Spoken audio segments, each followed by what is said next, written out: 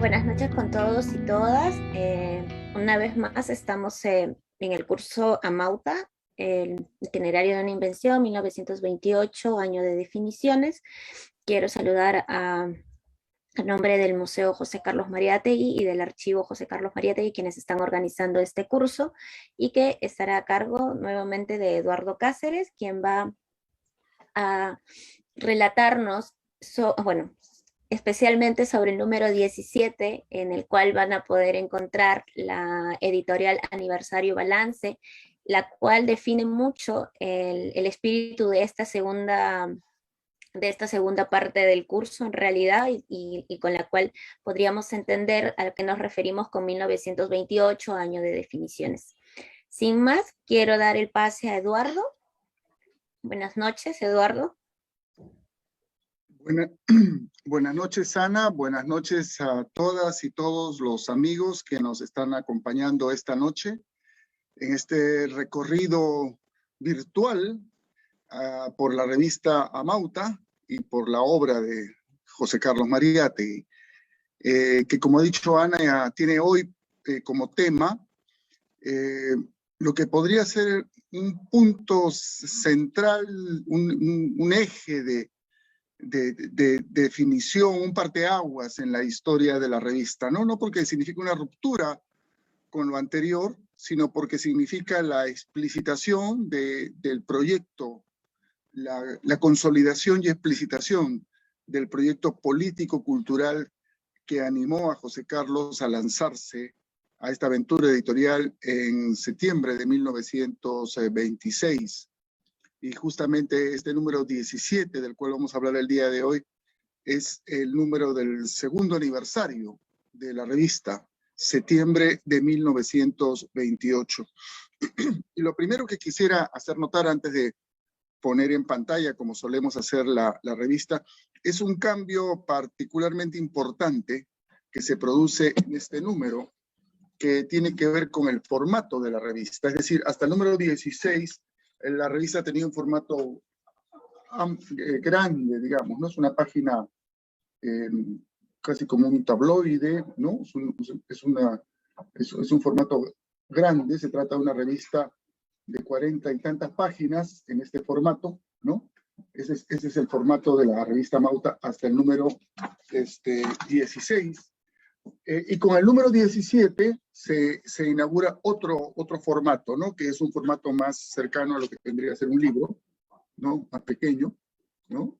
Para que se vea un poco la diferencia de tamaños. Si quieren podemos poner los dos, seguramente quizás alguno de ustedes lo ha visto en vivo, pero siempre es bueno recordar un poco las formas, ¿no? El número más grande, ¿sí?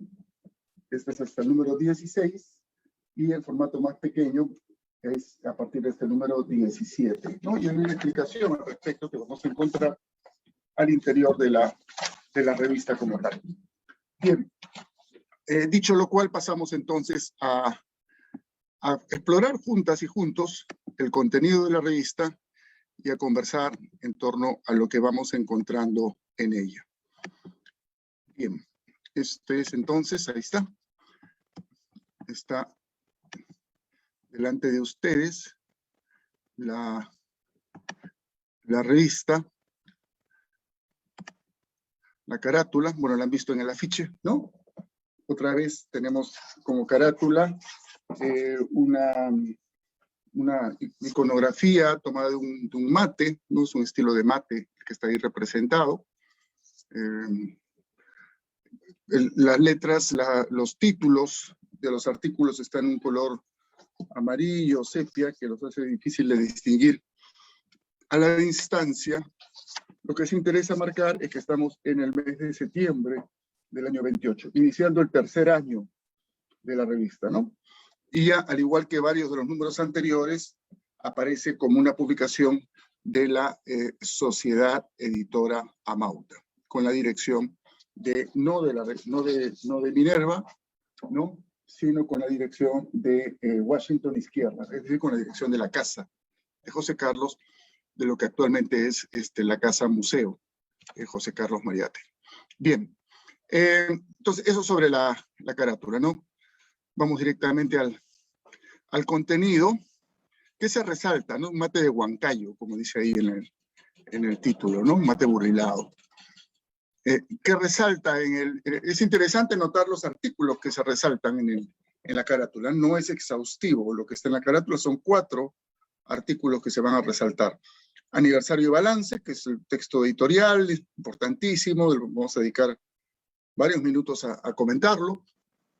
Inmediatamente después de aniversario y balance, defensa del marxismo, la primera entrega del texto de Mariátegui, Defensa del Marxismo, que como sabemos apuntaba a ser un libro, y de hecho fue un libro publicado en 1934 en Chile, y después ya en la década de 50 o 60 publicado en nuestro país. En tercer lugar, un artículo de Antenor Orrego, ¿Cuál es la cultura que creará América? El tema de América lo hemos visto presente a través de Orrego, a través de Waldo Frank y de otros autores. Aquí vuelve a las manos se mantiene en las manos de Orrego, pero es resaltado.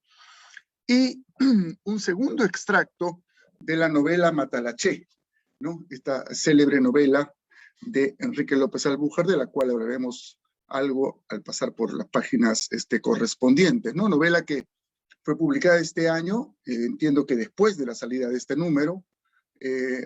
Hay cartas ahí que dan cuenta de que hubo un intercambio entre José Carlos y don Enrique López Albújar acerca de la posibilidad de publicarla por Minerva, pero al final la publicó en Piura.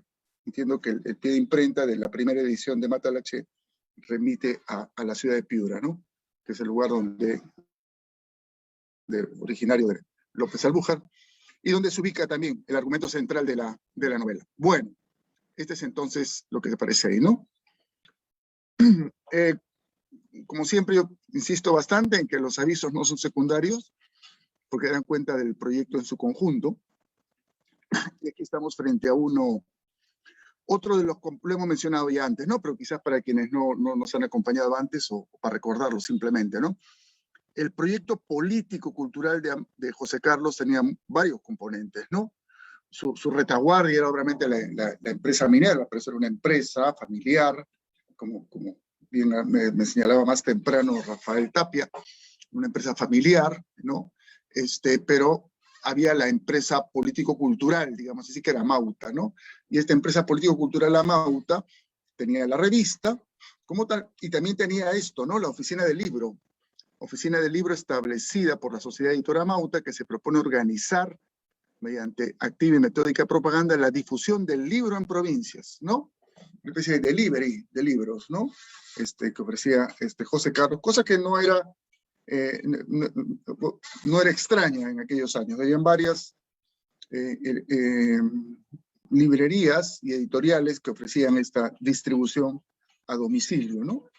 Y obviamente lo que ofrece esta oficina de libros son, en primer lugar, las ediciones nacionales, obras de José Carlos, o sea, las obras editadas por Amauta o por Minerva antes, ¿no?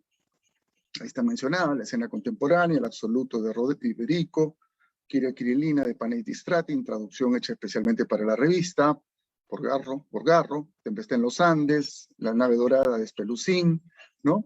Me llamó la atención la presencia de un libro de este famoso arquitecto peruano Héctor Velarde, que en esos años estaba retornando de Europa, ¿no? Él es contemporáneo prácticamente de esta generación, arquitecto y escritor peruano, había estado estudiando en Europa, llega a Lima y publica. Él va a ser siempre un tipo involucrado en diversas actividades culturales, ¿no? Bastante importante en el panorama cultural y no solo como arquitecto, en la primera mitad del siglo XX, en el Perú, en Lima en particular, ¿no? Entonces acá está incluido su libro, no fue editado ni por Amauta ni por Minerva, pero forma parte del repertorio de obras que se ofrecen en este proyecto de Barayanos, ¿no? Del cual vamos a encontrar cosas. Y después, Ediciones Argentinas de Samet, ¿no? Que es un editor, si no me equivoco, judío, que también aquí sí encontramos cosas más, ¿cómo decirlo?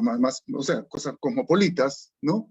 Sinclair sobre revolución, un libro sobre Lenin, otro de Picones sobre la revolución, en fin. No es el caso de entrar en el pero simplemente señalar de que esto es parte del proyecto de José Carlos, no solo es la revista, y la revista va a ir acompañada después de Labor, ¿no? Que apunta a ser un quincenario o semanario de difusión más amplia, sino también este proyecto de oficina del libro, ¿no?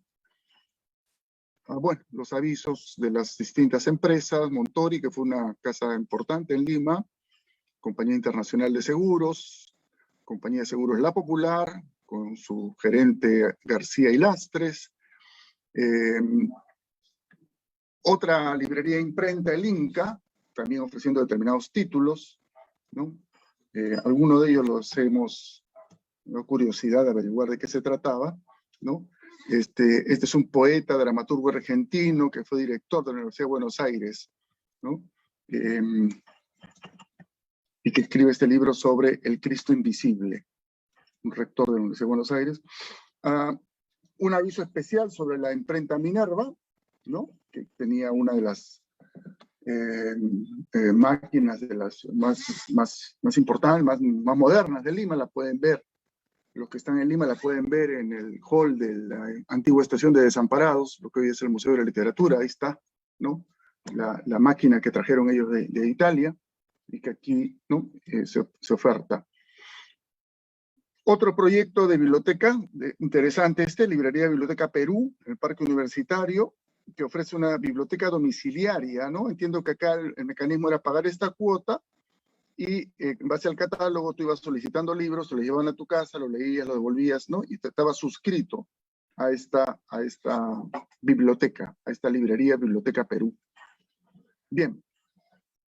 Y acá está ya el sumario con más detalle, ¿no? De todos los artículos. No lo vamos a ver en detalle, sino lo vamos a ver al pasar por las páginas. Y justamente acá está la explicación, ¿no?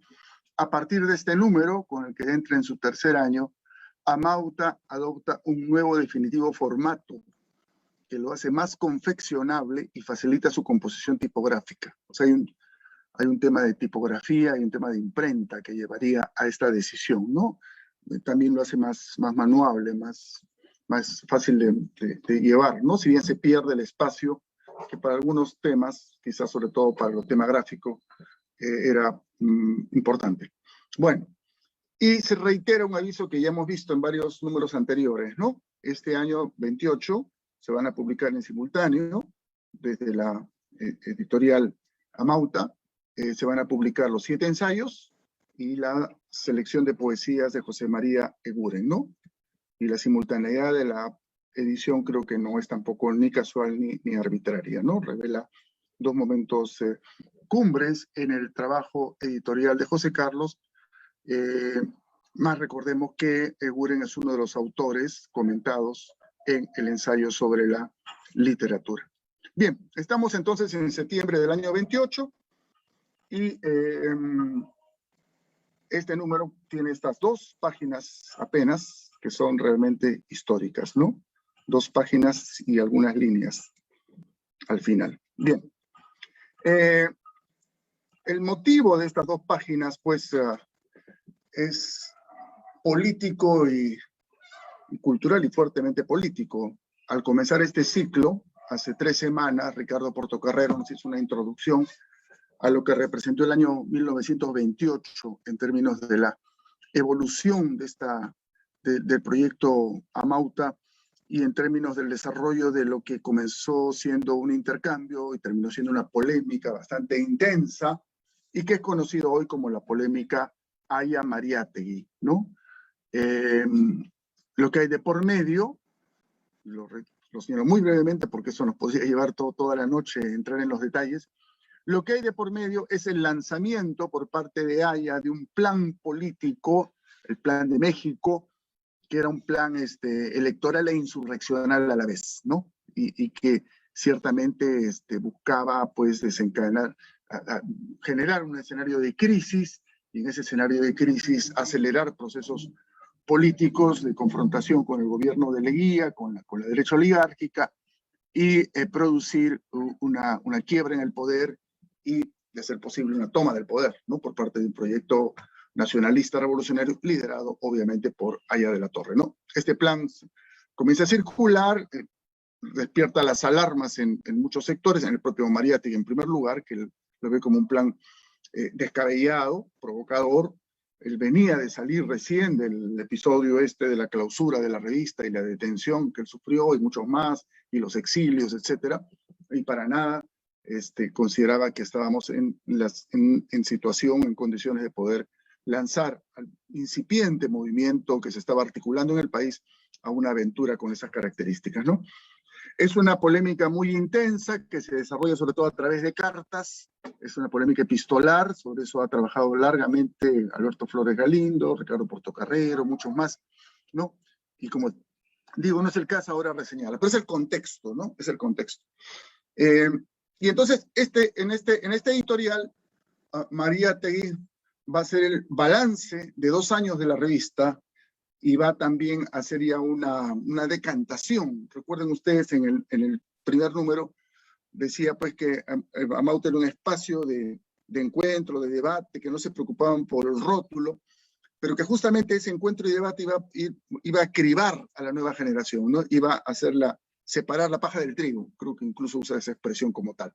Bien, ahora es el momento en el cual eso ya se va a definir, ¿no es cierto? Bien, Amauta llega a su segundo cumpleaños, estuvo a punto de naufragar al 9º número, antes del primer aniversario, el cierre, la clausura, con un supuesto complot comunista, presos, deportados, etc. Meses después reabre, una enorme presión internacional y también seguramente movidas internas para lograr la reapertura, el número doble, ¿no? Mariátegui lo comenta apenas, no quiere hacer mayor historia con ese accidente, como dice él, ¿no? Y ahora estamos ya, ¿no? 2 años a 2 años de la fundación, prácticamente 1 año después de la clausura. La clausura fue en el número 9, estamos en el número 17, y reconoce, no estuvo a punto de naufragar al 9º número, antes del primer aniversario, pero Amauta no había nacido para quedarse en episodio, sino para hacer historia, para ser historia y para hacerla, ¿no?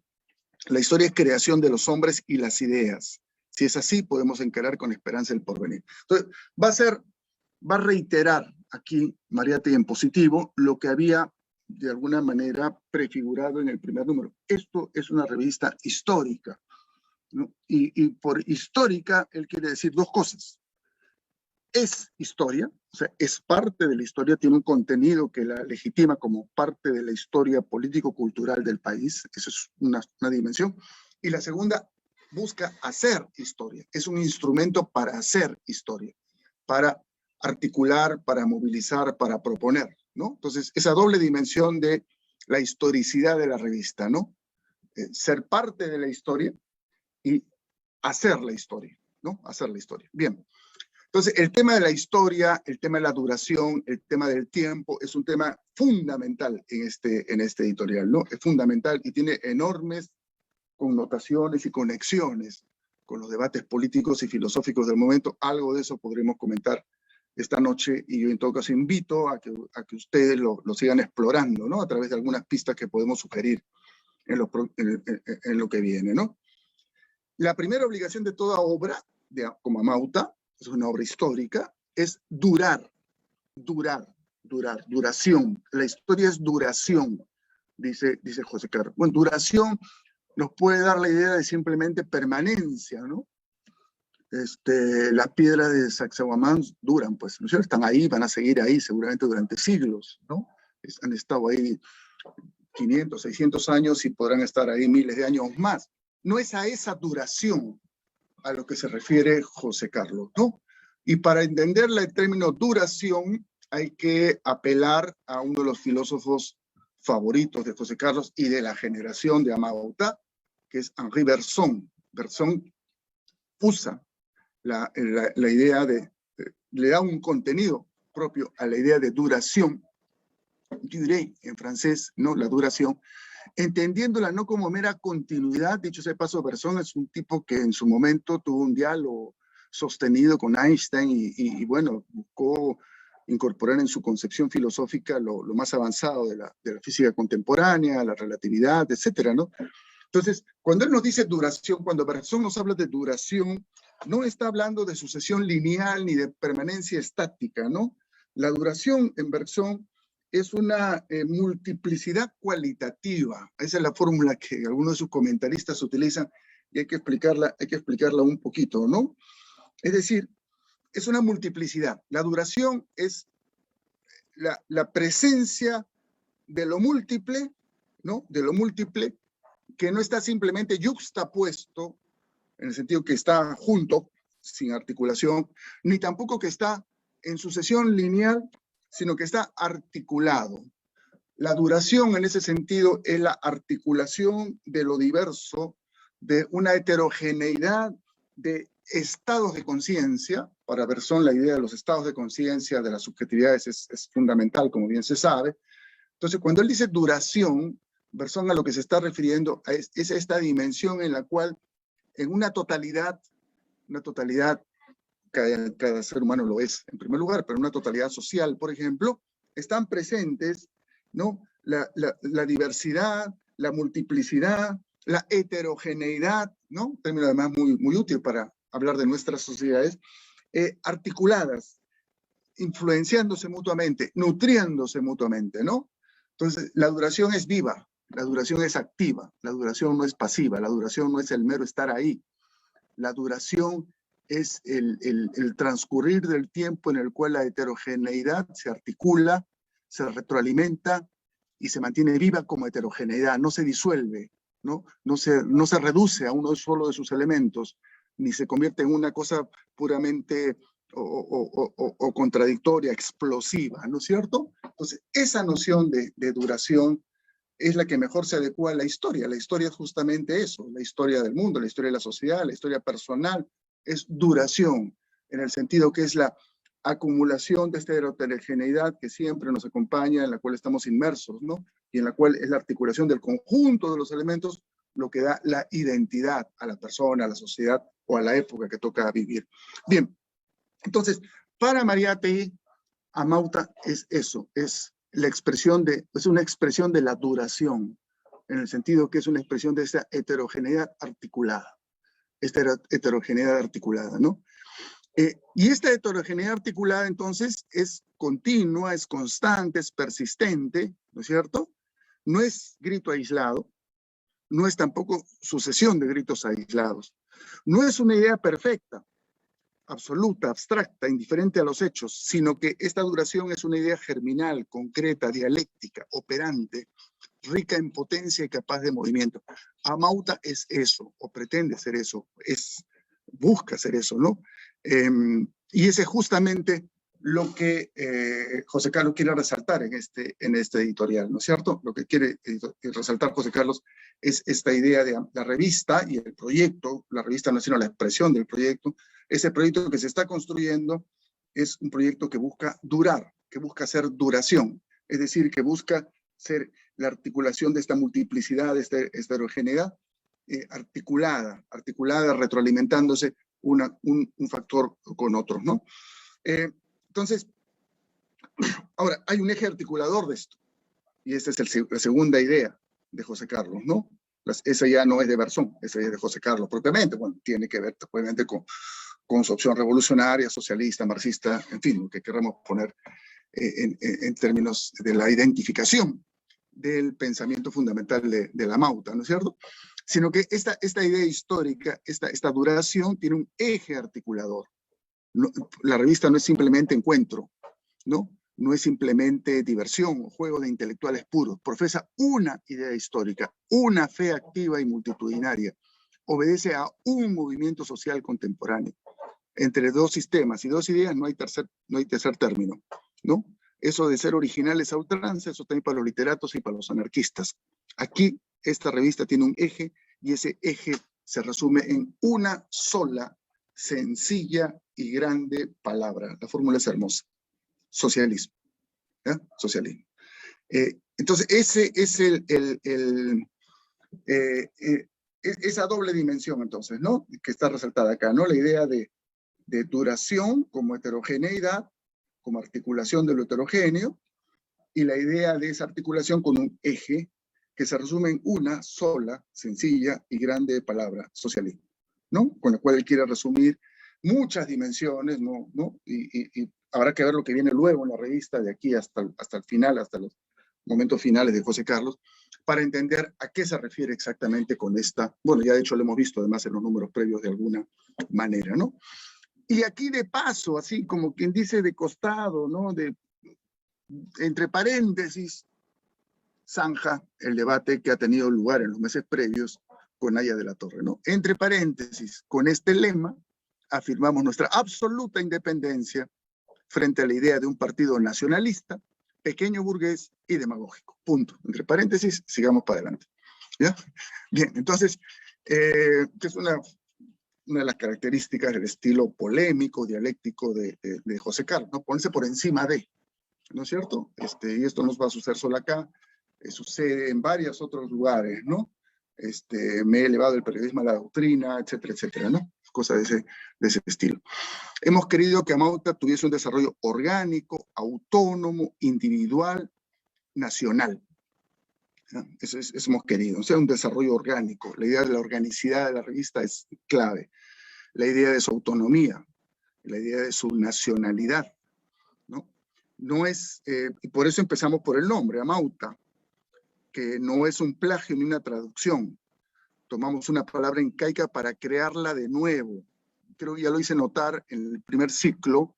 Llama la atención en el número 1 porque José Carlos afirma en el primer editorial que le vamos a crear de nuevo. Es porque Garro, este joven inteligentísimo, un personaje que requeriría un estudio más detallado, traductor del francés y del inglés para Amauta, también quechohablante, ancashino, Garro le hizo notar a José Carlos, si bien la palabra Amauta parece que la sugirió Sabogal, le hizo notar que Amauta era un término elitista, se refería a los maestros de la élite incaica. Hay un artículo muy preciso al respecto, escrito por Garro, muy erudito, en el número 4, si no me equivoco, de Amauta. Entonces, José Carlos dice, tiene razón, ¿no? Algo así como, tiene razón, sí. Amauta son estos maestros de la élite. Nosotros queremos reinventarla. Y de hecho, obviamente, después de José Carlos y después de la revista, Amauta tiene otro contenido para nosotros, ¿no? Entonces, Amauta reivindica a la América indígena. Eso es parte del asunto. Pero Amauta también busca ser el movimiento, la expresión de un movimiento y de una generación, ¿no? De una generación, una revista de definición ideológica que ha recogido en sus páginas de todos los que han querido con sinceridad y competencia hablar en nombre de esa generación, ¿no? El término generación era muy importante en el número 1, es un término que aparece en distintos lugares en los números posteriores, pero con este editorial ya dice José Carlos, ya se acabó eso de generación, esas son cosas muy gaseosas, ya el trabajo de definición ideológica está cumplido. Ya se han escuchado las opiniones, la primera jornada de Amauta ha concluido. Ya no necesita llamarse Nueva Generación, Vanguardia, dicho sea de paso, el primer nombre en el que José Carlos pensó para su revista, incluso hay logotipos, ¿no? Con ese nombre, que fueron presentados en la muestra y están en el archivo Mariátegui, por cierto. El primer nombre fue Vanguardia, ¿no? Fue Vanguardia. Después lo reemplazaron por Amauta. Pero dice ahora, eso de Nueva Generación, Vanguardia, Izquierda, ya no.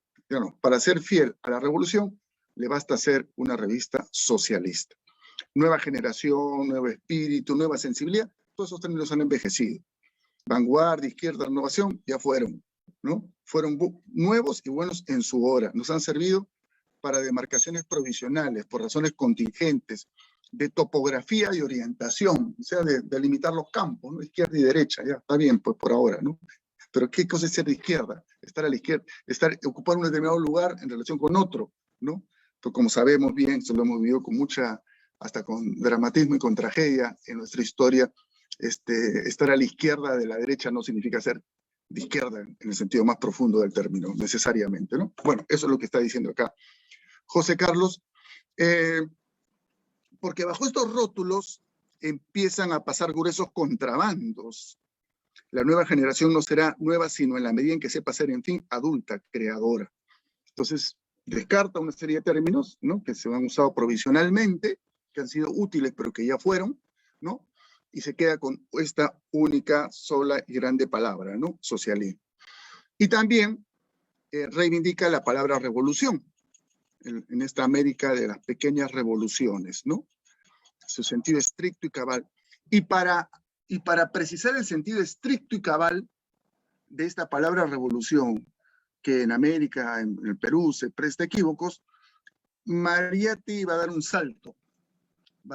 Y el salto es hablar de la revolución mundial.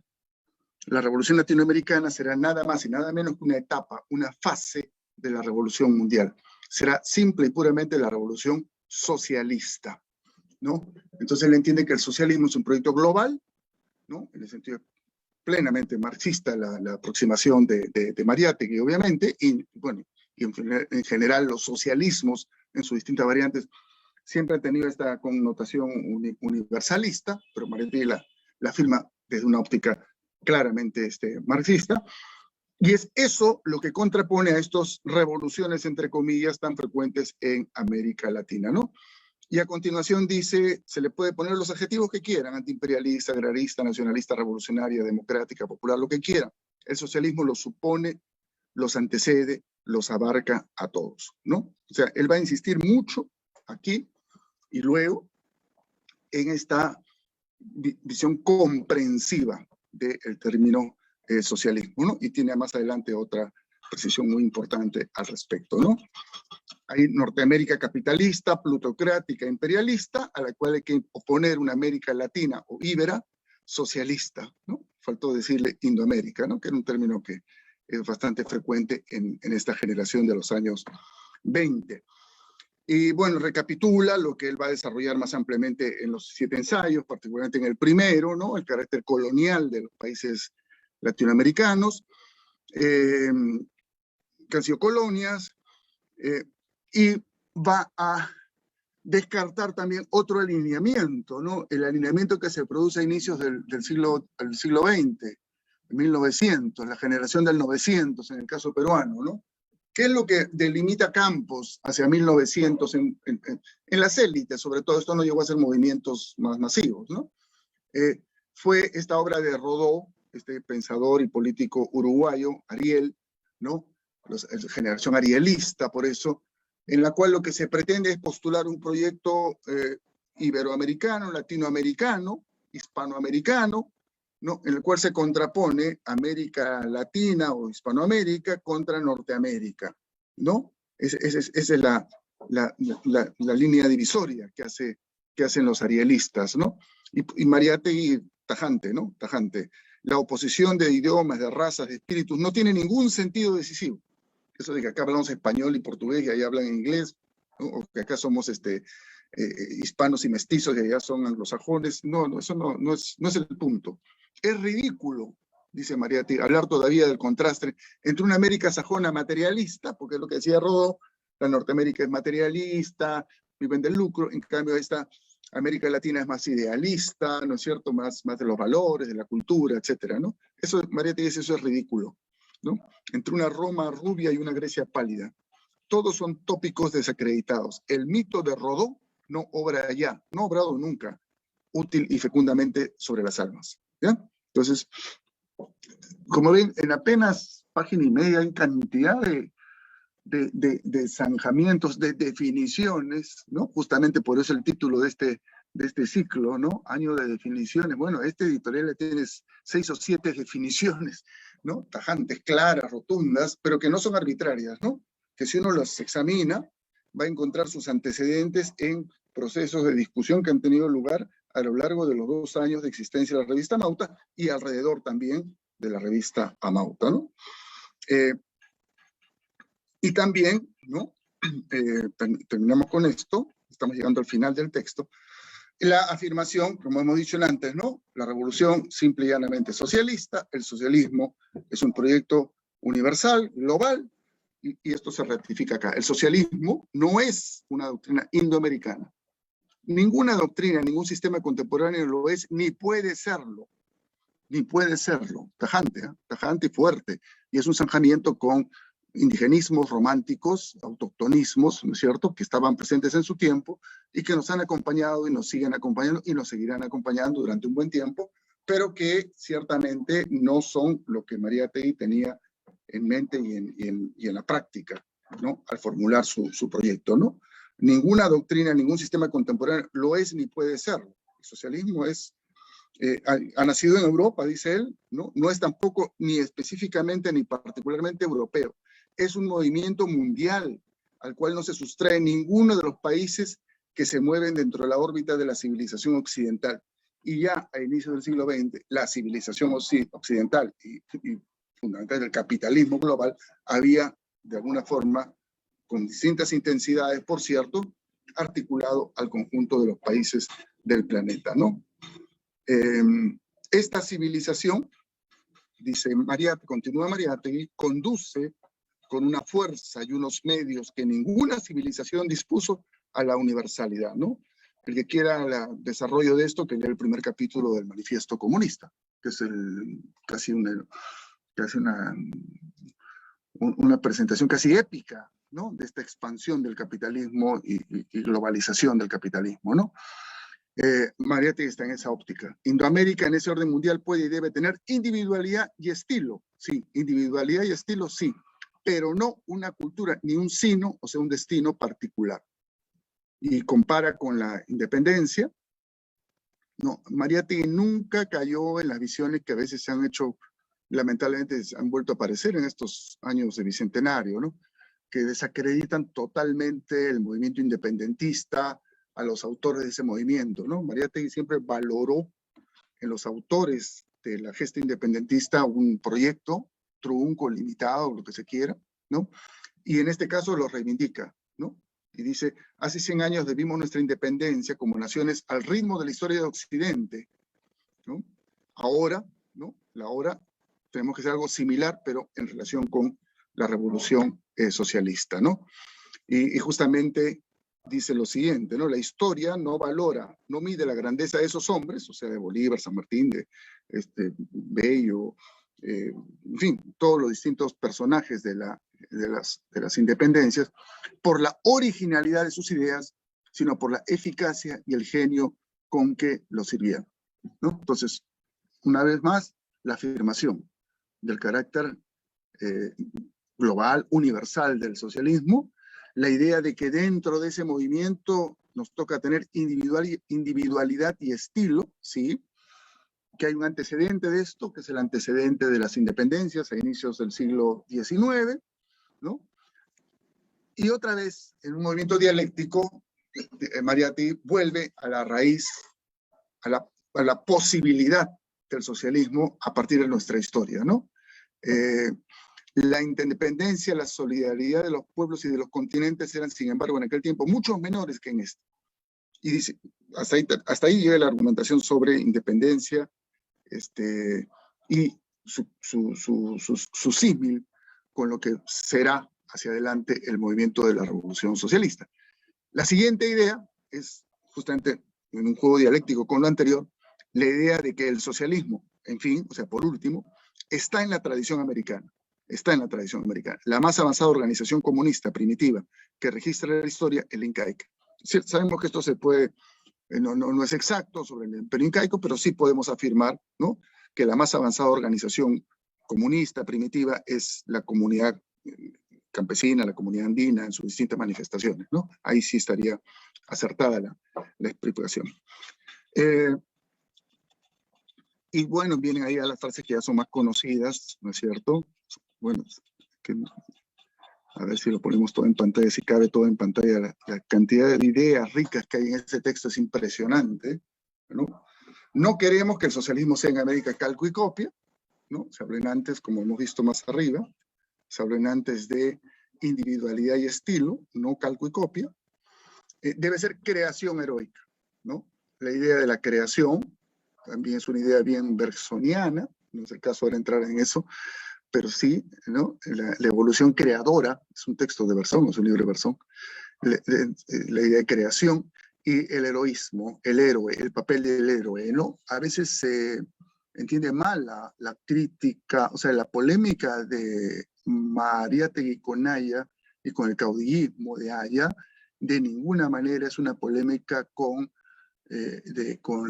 una visión histórica en la cual se afirma el papel de los líderes, de los héroes, Incluso él usa el término caudillo en algún lugar, en algún texto, en un sentido positivo, ¿no?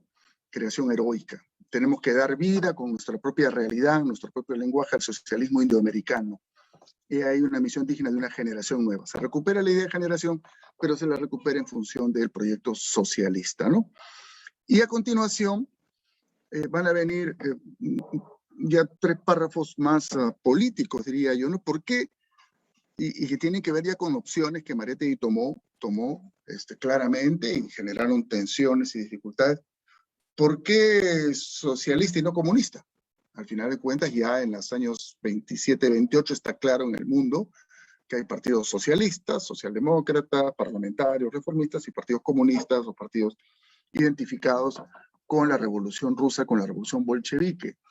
Y Mariátegui ciertamente estaba en este campo, en el campo de quienes no hay ningún texto que permita dudar de la identificación de Mariátegui con la Revolución Rusa como el acontecimiento epocal, ¿no es cierto? Y su identificación con ese proceso.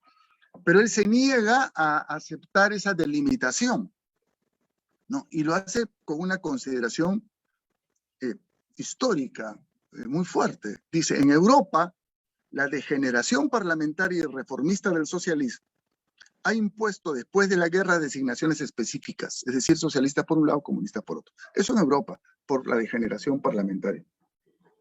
En los pueblos donde ese fenómeno no se ha producido, ¿no? Que ni siquiera hemos tenido, o sea, al momento de Mariátegui, digamos, no había ni por asomo había una degeneración parlamentaria del socialismo porque no había socialismo como movimiento político realmente existente, ¿no? Entonces, en países como el nuestro, el socialismo aparece recién en su proceso histórico.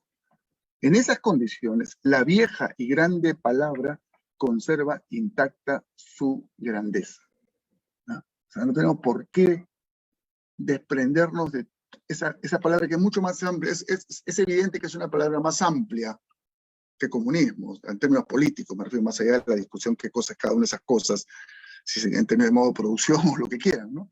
En términos políticos, ¿no? Los movimientos socialistas incluyen como una de sus alas, la más radical, si se quiere, al comunismo, ya. Mariátegui dice, nos quedamos con la palabra grande, socialismo, porque aquí recién está llegando, aquí no se han producido esas decantaciones, y no hay por qué producirlas, ¿no? No hay por qué producirlas, ¿ya? Y más aún, augura que en determinado momento esa palabra va a recuperar su lugar hegemónico en la historia de la lucha de los oprimidos, ¿no? Dice, esa palabra guardará también en la historia mañana cuando las necesidades contingentes y convencionales de demarcación que hoy distinguen prácticas y métodos hayan desaparecido, ¿ya? O sea, lo que está diciendo Mariátegui acá es esta división de ahora entre, incluso más allá, ¿no es cierto?, entre socialistas, anarquistas, sindicalistas revolucionarios y comunistas, etcétera, etcétera, esa es contingente y convencional. En la medida en que avance el proceso emancipatorio, nos volveremos a encontrar todos con una sola gran palabra, socialismo. La opción entonces, o la disyuntiva histórica está ahí resaltada, ¿no? Capitalismo o socialismo. Ese es el problema de nuestra época, ¿no? Ese es el problema de nuestra época. Capitalismo o socialismo. Y eso está claramente marcado, interpretado a partir de la Revolución Rusa del año 17. Sigamos adelante con el texto, porque lo que viene a continuación es tan importante como lo anterior, y es extraordinariamente político, y político vigente, digamos así, ¿no? Si bien esa es el problema, la disyuntiva, capitalismo-socialismo, Mariátegui, en un ejercicio de realismo político y de dialéctica, te afirma a continuación de que la historia es transacción. Si bien ese es el problema, ¿no? La historia real va a ser una transacción permanente, que no hay que anticiparla, ¿no? No nos anticipemos a la síntesis, a las transacciones, que solo puede operarse en la historia. Pensamos y sentimos como Gobetti, un alma gemela de Mariátegui, un personaje italiano muy interesante, no marxista, es un liberal, democrático, radical, pero muy, muy sólido, ¿no? No sentimos como Gobetti que la historia es un reformismo más, ojo, la historia es un reformismo más, a condición de que los revolucionarios operen como tales. ¿Ah? Esa es la dialéctica de la historia. Al final lo que resulta en la historia siempre es de alguna manera una transacción. No resulta nunca lo radicalmente nuevo, absolutamente excluyendo todo lo anterior, ¿no? La revolución burguesa al final tuvo que transar con el régimen aristocrático, feudal, señorial, en una u otra manera, con las monarquías, y miren lo que tenemos como sociedades burguesas y como capitalismo hoy, ¿no es cierto? Y la revolución rusa, de la cual Mariátegui la tenía en mente, ya había pasado por el comunismo de guerra en los primeros años y por la nueva política económica, que fue un conjunto de concesiones a la burguesía, a lo que quedaba de burguesía en Rusia y en particular a los burgueses agrarios, etcétera, ya estaba en otro momento, ¿no? Etcétera. Y si quiere extrapolar esto al presente, bueno, miren China, ¿no es cierto? Miren China. Ya, bueno, Mariátegui dice, la historia es transacción. La historia es un reformismo, pero para que sea una transacción progresiva, para que sea un reformismo progresivo, se requiere que los revolucionarios sean revolucionarios de verdad, estén claramente a la izquierda. Solamente así se puede lograr una transacción progresiva, ¿no? Esa es la lógica de Mariátegui. No es ni el reformismo ramplón que anticipa la transacción y ya da por hecho que, bueno, hay que transar, pero no hay cómo, el sistema no se puede cambiar, ni el ultrismo, ¿no? Enfermizo, desaforado, un ultrismo que pretende hacer la transformación radical de la noche a la mañana, ¿no? Es la historia, porque la historia, recordemos lo que hemos dicho más temprano, es esta multiplicidad cualitativa, es esta heterogeneidad en la cual lo viejo y lo nuevo se encuentran, ¿no? Lo que va cambiando es la relación, la hegemonía, ¿no? Para usar el término gramsciano, ¿no? Que es muy útil en esta forma de pensar y que es una lógica que comparten aún sin haber conversado entre ellos ciertamente, pero pues el estilo de pensamiento comparten Gramsci, Mariátegui y muchos más, ¿no? Bueno, a continuación, bueno, reitera esta idea de que él se siente en los dominios de lo temporal, de lo histórico, no queremos abandonar lo histórico, no somos, no estamos con estas cuitas estériles y metafísicas de los espíritus incapaces de aceptar y comprender su época. En esos años, y eso va a ser el caso de Deman, del cual voy a hablar a continuación en defensa del marxismo, ya existían varios casos de gente decepcionada, ¿no? Por los excesos, por los errores, por la cosa, porque Stalin, porque Trotsky, porque en fin, tal o cual cosa, ¿no es cierto? Él dice, no, yo estoy con la época, ¿no? Estoy con la época. Y en la época, esta es el hecho epocal, y aquí estaré y pelearé, ciertamente, no es que uno está ahí pasivamente ni aceptando todo como las cosas que suceden porque simplemente suceden, pero está ahí el espíritu, la apuesta, digamos, epocal de José Carlos, ¿no? Bien, y entonces termina ya con una afirmación, si quieren ustedes, metafísica, en el sentido más cercano a Mariátegui, ¿no? El materialismo socialista encierra todas las posibilidades de ascensión espiritual, ética y filosófica, ¿no? Materialismo, ascensión espiritual, ascensión ética, filosófica, ¿no? Dialéctica. Y nunca nos sentimos más rabiosa y eficaz y religiosamente idealistas que al asentar bien la idea y los pies en la materia, ¿no? La síntesis. Bueno, el texto es tremendo, yo lo he comentado muy rápidamente y seguramente merecería un seminario, ¿no es cierto? Por la cantidad además de cosas que se condensan acá, ¿no? Si nuestro ciclo se llama año de definiciones, el número 17 es el número decisivo y este texto es el texto decisivo, pero no el texto solo, ¿no? El texto en el proceso de la revista y en el proceso del ejemplar que tenemos entre manos, al cual pasamos para tratar de cubrirlo en su conjunto, ¿no? Bien, acá hay un problema de, bueno, aquí comienza así.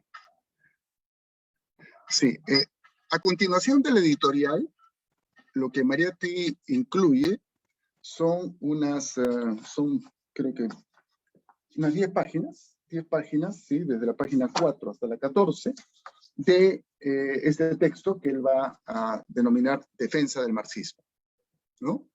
No voy a entrar a comentar, lo hemos dicho varias veces, hay textos largos de María Ategui, los 7 ensayos aparecen, buena parte de ellos a lo largo de los números. No hemos hecho nunca un intento de comentar cada uno de los ensayos que está reproducido por partes en la revista.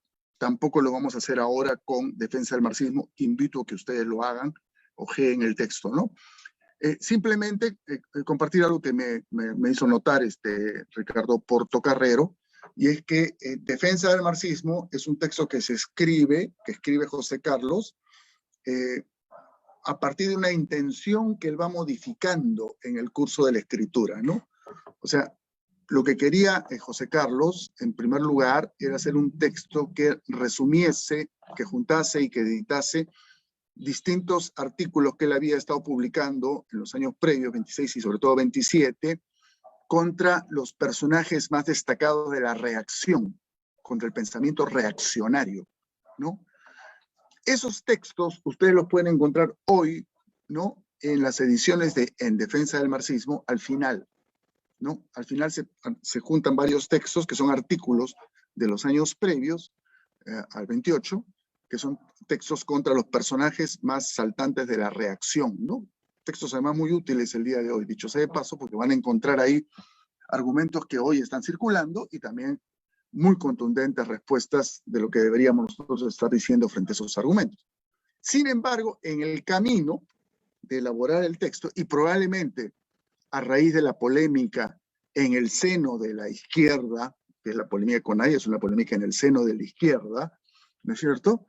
En Defensa del Marxismo se va a convertir en un texto con distintas secciones, con distintos temas, ¿no? En el cual la polémica ya no es con la reacción, sino es con estos personajes o del reformismo o del desencanto frente a la revolución, ¿no?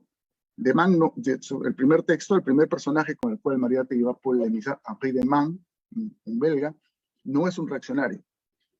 No es tampoco un reformista socialdemócrata. Hay otros reformistas socialdemócratas con los cuales va a polemizar. De Man más bien es un crítico de la socialdemocracia, pero que se desencanta de los bolcheviques, digamos. Grosso modo esa es su ubicación. Entonces, Defensa del Marxismo va a ser una colección de textos, una colección de artículos, de reflexiones de José Carlos, en polémica con este tipo de personajes, ¿no? Bueno, entonces comienza con de Man. Como digo, no pretendo hacer un resumen del texto, simplemente marcar a quiénes apunta y cuáles son los errores centrales, ¿no? Digamos que lo central, una idea interesante, María Ategui, sí, más metodológica, si quieren ustedes, la que está aquí, ¿no es cierto? Miren, ustedes dice, la herejía, o sea, este señor de Man, es indispensable para comprobar la salud del dogma. Algunas han servido para estimular la actividad intelectual del socialismo, ¿no? Esa es un poco su idea, ¿no? O sea, hay que leer estos tipos porque nos estimulan a pensar, nos obligan a pensar, ¿no? Y él no va a... Es digamos, es un recurso de la dialéctica mariateguiana, ¿no es cierto?, que es recuperar lo mejor de tu adversario y darle vuelta, ¿no es cierto? O sea, la forma que Mariátegui tiene de confrontar a sus adversarios ideológicos no es la confrontación directa, frontal, la descalificación, sino es decirle algo así como, bueno, sí, tienes razón en eso, pero ¿sabes qué? No es así, sino así, ¿no? Y entonces, lo que dice a continuación María Ategui es eso. Sí, hay que revisar el marxismo, por supuesto. Hay que revisar el marxismo después de la Revolución Rusa, ¿no? Hay que revisarlo. Pero no en el sentido que tú lo estás diciendo, sino como lo han hecho, y ahí pone sus autores, ¿no es cierto? Sorel, ¿no? Y Lenin, obviamente, ¿no es cierto? Y acá va a coincidir varios Sorel, la relación con Berzón, con los pragmatistas, ¿no? Cómo esto se diferencia del socialismo evolutivo, ¿no es cierto? El tema de Sorel y la violencia, en fin, una serie de aspectos de lo de Sorel, probablemente exagerado, ya creo que se ha mencionado antes y está presente en todos los que han estudiado seriamente esta dimensión de el interés de Mariátegui por Sorel, más allá de que Sorel tiene cosas muy interesantes, tiene que ver con la intención que tuvo José Carlos durante toda la década de atraer de su lado a los seguidores de Sorel en el Perú. Y los seguidores de Sorel no eran cuatro intelectuales ni nada despreciable. Los seguidores de Sorel era la vanguardia anarcosindicalista de la Federación Obrero de Lima y de otros espacios sindicales, ¿no? Que para Mariátegui era un componente central del proyecto que había construido. A través de Sorel, lo que Mariátegui estaba es dialogando con esta vanguardia anarcosindicalista, ¿no? Tuvo éxito, ¿no? En fin, esa es otra discusión. Ahí un día invitaremos a Rafael Tapia que nos cuente el curso de esa discusión y sus resultados. Pero en todo caso, la argumentación de Mariátegui, decirle, mira, Deman, ¿quieres revisar el marxismo? Perfecto, revisémoslo. Pues ¿sabes qué? Revisémoslo con los que están haciendo la historia. No, él dice Sorel y dice Lenin. Y acá se produce una coincidencia, en primer lugar, con el propio Lenin, ¿no? Hay unos textos extraordinarios de Lenin del año 14, que no los conoció nadie hasta los años 30, si no me equivoco, cuando los publica el Instituto Marcengel Lenin de Moscú, de Ryazanov, etcétera, que son los cuadernos sobre la dialéctica, que es la lectura que hace Lenin de la ciencia de la lógica de Hegel. Imagínense ustedes, a ver, ojenla para que vean de qué se trata. La lectura que hace Lenin de la ciencia y la lógica de Hegel al estallar la Primera Guerra Mundial, estando él en Suiza, donde se queda colgado en el aire, porque el partido, la Internacional voló en pedazos, el partido no, ha sido perseguido, desarticulado. Entonces hay una situación de aislamiento extremo. La guerra pues era una derrota política para la socialdemocracia en todas sus variantes, ¿no? En fin, y entonces a Lenin no se le ocurre nada mejor que leer a Aristóteles y a Hegel, y escribe y toma notas en sus cuadernos, y llega a esa célebre conclusión. Durante 50 años nadie ha entendido a Marx ni el Capital porque no ha leído Hegel, ¿no? Lenin descubre ahí la dialéctica hegeliana y su profundo contenido revolucionario, y a partir de ahí reelabora pues su visión de las cosas, sus tesis sobre la situación política, construye luego sus textos sobre el imperialismo, las famosas tesis de Abril, el Estado y la Revolución. Todos esos son productos, son hijos de esta lectura que Lenin hace de Hegel el año 14, después de agosto del 14, ya en plena guerra, en Suiza, si no me equivoco, está en Zúrich.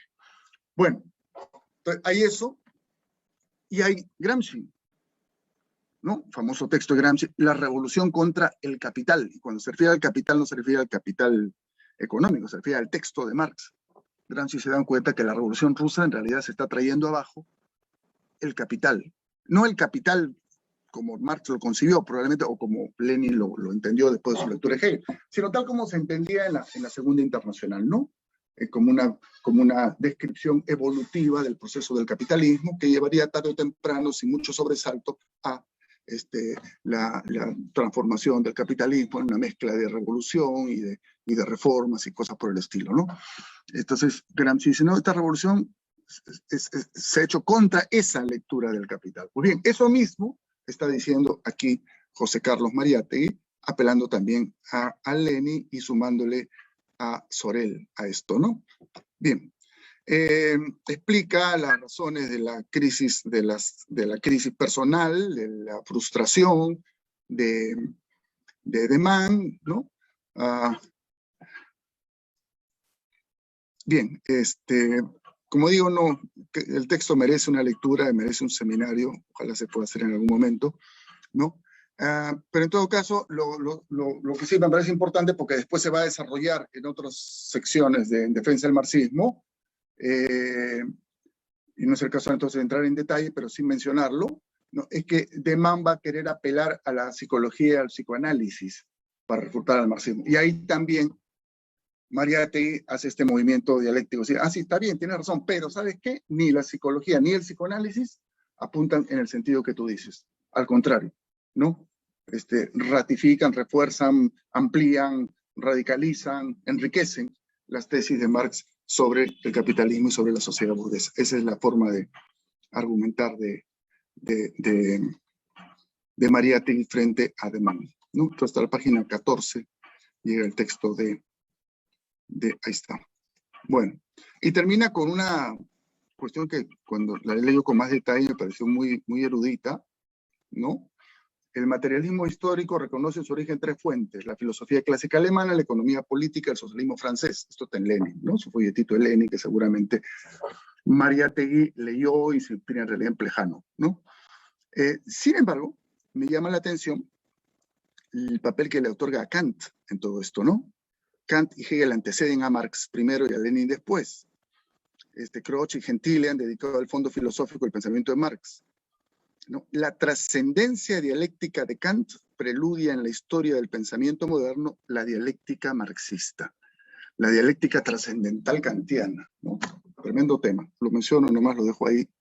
Quizás alguien se pueda interesar en explorar de dónde viene esto y qué sentido tiene en el conjunto de la manera de entender el marxismo de parte de José Carlos Mariátegui. En síntesis, la dialéctica trascendental kantiana tiene dos dimensiones. Por un lado, delimita el espacio de ejercicio de la razón, y dice la razón solo se puede aplicar a lo que resulta de los contenidos sensibles, las categorías y toda esa historia, ¿no? Pero a su vez, la dialéctica trascendental, pero hay asuntos que a pesar de todo no se pueden eludir, ¿no? Y esos son tres asuntos: el mundo, el alma, el espíritu y Dios, ¿no? Cómo hablar de ellos ya es otro asunto, ¿no? Pero en fin, en todo caso, por ahí probablemente hay algunas cosas. Después, el siguiente artículo que está mencionado en la carátula también, ¿no? Son 4, hemos dicho, los artículos que están anunciados en la carátula, es el de Antenor Orrego sobre la cultura que creará América, ¿no? Muy corto, como los textos de Orrego, muy corto, pero muy denso, muy comprensible, no oscuro, no enredado, muy filosófico en ese sentido. Y pone su acento en un asunto que es muy actual, que es el tema de la civilidad, dicho en términos más cercanos a nosotros, la ciudadanía. Dice, lo que caracteriza a la cultura occidental, es el mundo europeo, el mundo burgués europeo, es su vida civil, su vida ciudadana. Las culturas orientales, la vida civil casi no existe. O sea, digamos, en los imperios, al menos la imagen que se tiene, quizás un poco estereotipada, de la India o China u otros imperios orientales, es que ahí no hay sociedad civil, ¿no es cierto? Hay Estado, más el Estado medio teocrático, no hay ciudadanía, hay súbditos, ¿no es cierto? No hay ciudadanos, hay súbditos. Lo propio, dice Orrego, de la cultura occidental es esta existencia de la sociedad civil, para usar el término tan de moda en las últimas décadas y tan habitualmente tan mal interpretado también en las últimas décadas. Es la ciudadanía, ¿no? Y dice, América hereda este sentido europeo de la vida civil, de la ciudadanía, y lo agudiza hasta un grado máximo. Tenemos lo que varios han llamado, varios cientistas políticos en las últimas décadas, excesos de ciudadanía, excesos entre comillas. Es decir, hay un potencial ciudadano que no puede ser resuelto, que no puede ser atendido, dadas las estructuras socioeconómicas del continente, ¿no? Es un poco la tesis de varios politólogos, varios analistas, ¿no es cierto? Bueno, eso es lo que dice aquí Orrego, ¿no? América ha heredado esta idea de sociedad civil, esta idea de ciudadanía, que es de origen europeo, y la ha agudizado hasta un grado máximo, ¿no? Hasta el punto que se convierte en una de las fuerzas directrices de su cultura. Ahora, ¿cuál es la principal amenaza para la ciudadanía, para la sociedad civil, para la vida ciudadana? La especialidad. Es decir, con la sociedad burguesa llega la ciudadanía, llega la sociedad civil, llega el capitalismo. Y el capitalismo, especializa. La ciencia se industrializa, se hace ciencia aplicada.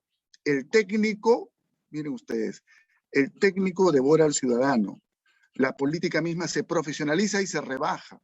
El poeta no es más que poeta, el químico no es más que químico, el comerciante no es más que comerciante, y todos dejan de ser hombres civiles, ciudadanos y ciudadanas.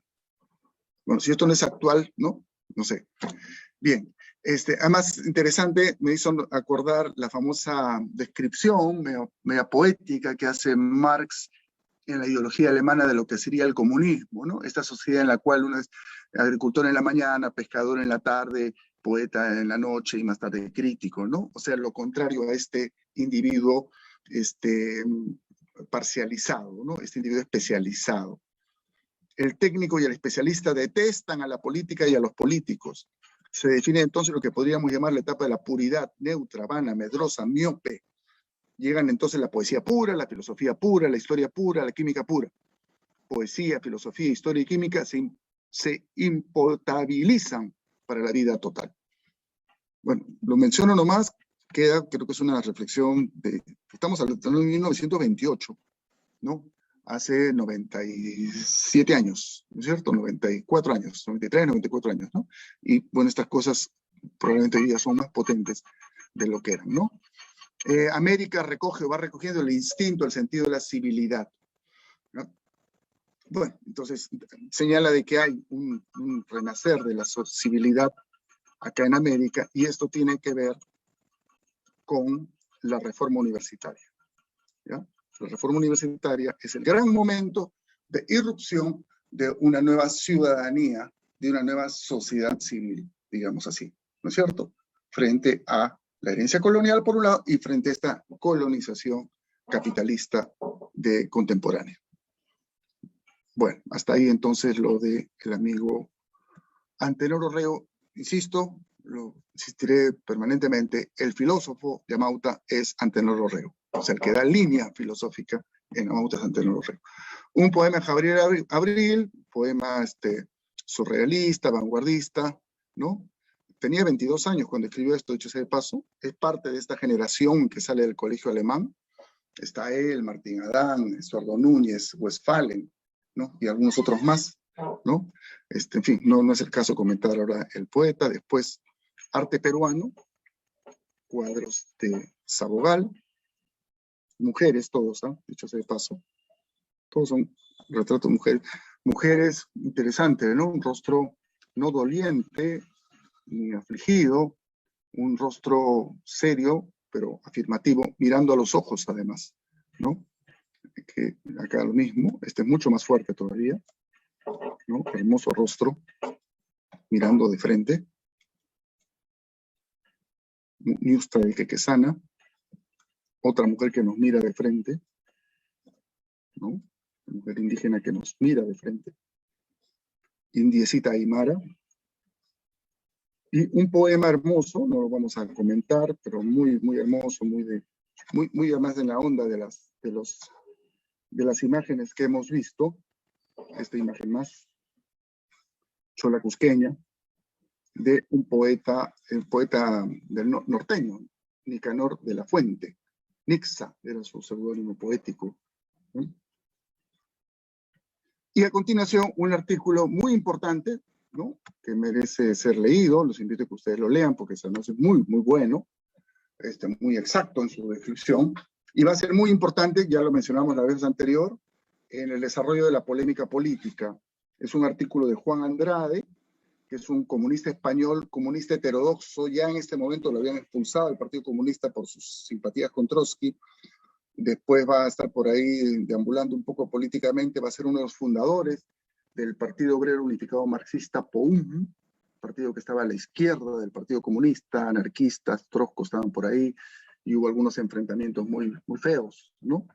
Entre este partido y el Partido Comunista, episodios hasta de ejecuciones, etcétera, ¿no? Bueno, pero muy inteligente, muy agudo en sus observaciones, ¿no? Había tomado nota, ¿no? Lo señalo. Andrade, si bien era comunista, escribía en un periódico liberal, digamos, El Sol, y es probable que la relación con Mariátegui y la inclusión de este texto en Amauta tenga que ver con el hecho de que el corresponsal de El Sol en Londres y uno de los colaboradores del Sol en general era César Falcón, amigo íntimo de José Carlos, ¿no? Entonces, probablemente Falcón es el que hace la conexión entre Andrade y Mariátegui. No hay correspondencia, pero en todo caso el texto sale, es un texto largo además, ¿no? Como digo, el texto vale la pena ser leído porque da cuenta del cambio que se produce en la Revolución China, ya desde inicios de fines del 26, sobre todo el año 27 y el 28. Por eso se llama el nuevo curso de la Revolución China, ¿no? La Revolución China era considerada pues, un movimiento nacionalista muy importante, o sea, probablemente el de mayor impacto en el mundo en la segunda mitad de la década del 20, y era seguida con mucha atención, ¿no? Y al menos en un primer momento, el movimiento nacional chino era una expresión de una alianza entre la clase obrera, o sea, los trabajadores, y el incipiente, pequeñito, muy pequeño Partido Comunista Chino, a pesar de lo que decían los informes oficiales, era muy pequeño, con los elementos más avanzados del Kuomintang. El Kuomintang era el partido nacionalista, ¿no? Y las referencias al Kuomintang van a ser reiteradas en la polémica Haya-Mariátegui, ¿no? Para Haya va a ser en determinado momento, aunque después eso lo repliega, un arquetipo, algo a replicar de alguna manera, un partido de varias clases, ¿no? La idea del Kuomintang, un partido nacionalista de varias, multiclasista, ¿no? Multiclasista, ya. Para Mariátegui, justamente la idea del Kuomintang, y para los comunistas peruanos, los seguidores de Mariátegui peruanos, justamente la historia del Kuomintang que se reseña en este artículo es la prueba de que eso no es lo que hay que hacer en un país como el Perú. No voy a dar la historia del Kuomintang aquí. Dicho sea de paso, de este señor Andrade hemos visto artículos en la primera serie de reuniones que tuvimos. Es un recuento de la historia político-militar china, porque todo este proceso político en realidad es un proceso de guerra civil, de ejércitos que se dividen, que se juntan, de caudillos militares, ¿no? Los señores de la guerra, ¿no? Señores regionales, ejércitos regionales que se alían, se pelean, cambian de bando, etc. Y como en todo esto, particularmente los británicos son los que juegan el rol imperialista principal, ¿no? Pero tampoco lo pueden jugar a cabalidad porque hay diferencias entre lo que ellos quieren y lo que quieren los norteamericanos y lo que quieren los japoneses, ¿no? Entonces, esos elementos son importantes, ¿no? Como digo,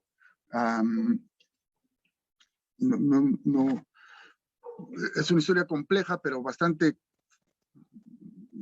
bien narrada, bastante bien descrita en este artículo, en el cual se ve cómo este proyecto nacionalista original, unitario, se fractura porque hay un sector importante de la burguesía china que va a preferir aliarse con los señores de la guerra y con los terratenientes a aliarse con los trabajadores, con los obreros y con los campesinos, ¿no? Porque siente que esos amenazan más sus intereses históricos que estos enemigos a los cuales estuvo combatiendo en los primeros años de la Revolución Nacional. Y Chiang Kai-shek en particular es el principal malvado en esta historia, ¿no? Es el cabeza del ala derecha del Kuomintang, que va a hacer incluso purgas muy serias, ¿no? Matanzas de comunistas muy grandes, ¿no? Son famosas, son conocidas. Las masacres de Shanghái, incluso los testimonios que aparecen acá en el artículo tomado del New York Times son bastante claros acerca de la amplitud de la represión que se produjo, ¿no? Bueno, y después al final se afirma un nuevo curso de la revolución, ¿no? Carácter social y agrario. Es curioso, sin embargo, que en lo agrario aparece muy poco en el texto, ¿no? O sea, aparece, pero no con la centralidad que va a tener en el propio curso de la Revolución China y en los textos de Mao Zedong, por ejemplo, ¿no? Para Mao Zedong está claro que después de la derrota de las insurrecciones obreras y de la represión, lo que había que hacer era replegarse al campo y hacer una revolución agraria y un ejército campesino, y desde ahí resistir y poco a poco ir avanzando, ¿no?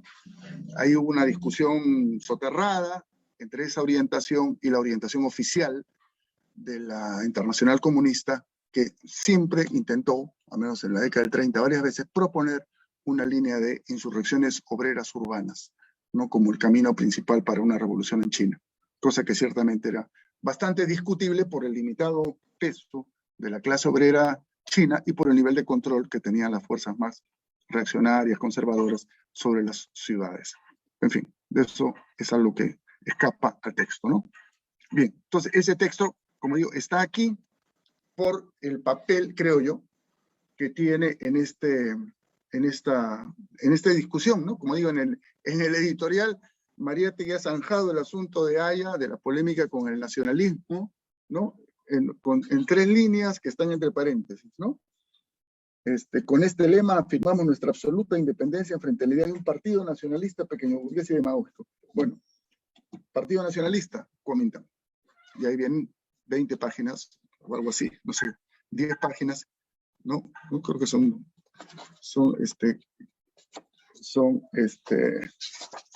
quienes lo podemos calcular exactamente, son 10 páginas, ¿no?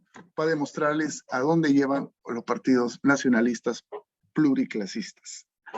Bueno, sobre la educación, otro texto de Velázquez que ha aparecido antes, es un pedagogo peruano. No he podido encontrar hasta ahora mayores detalles, ¿no? de él, salvo que fue profesor en la escuela normal, tiene algunos artículos, sacó una revista pedagógica muy importante en los años 20. Parece que fue isleño, porque en Hilo hay un par de lugares que llevan su nombre, pero creo que hasta ahora, en fin, será una tarea por hacer. No se tiene una biografía completa de él, ¿no? Pero sus textos son muy buenos, ¿no? Y su visión de la educación es muy avanzada,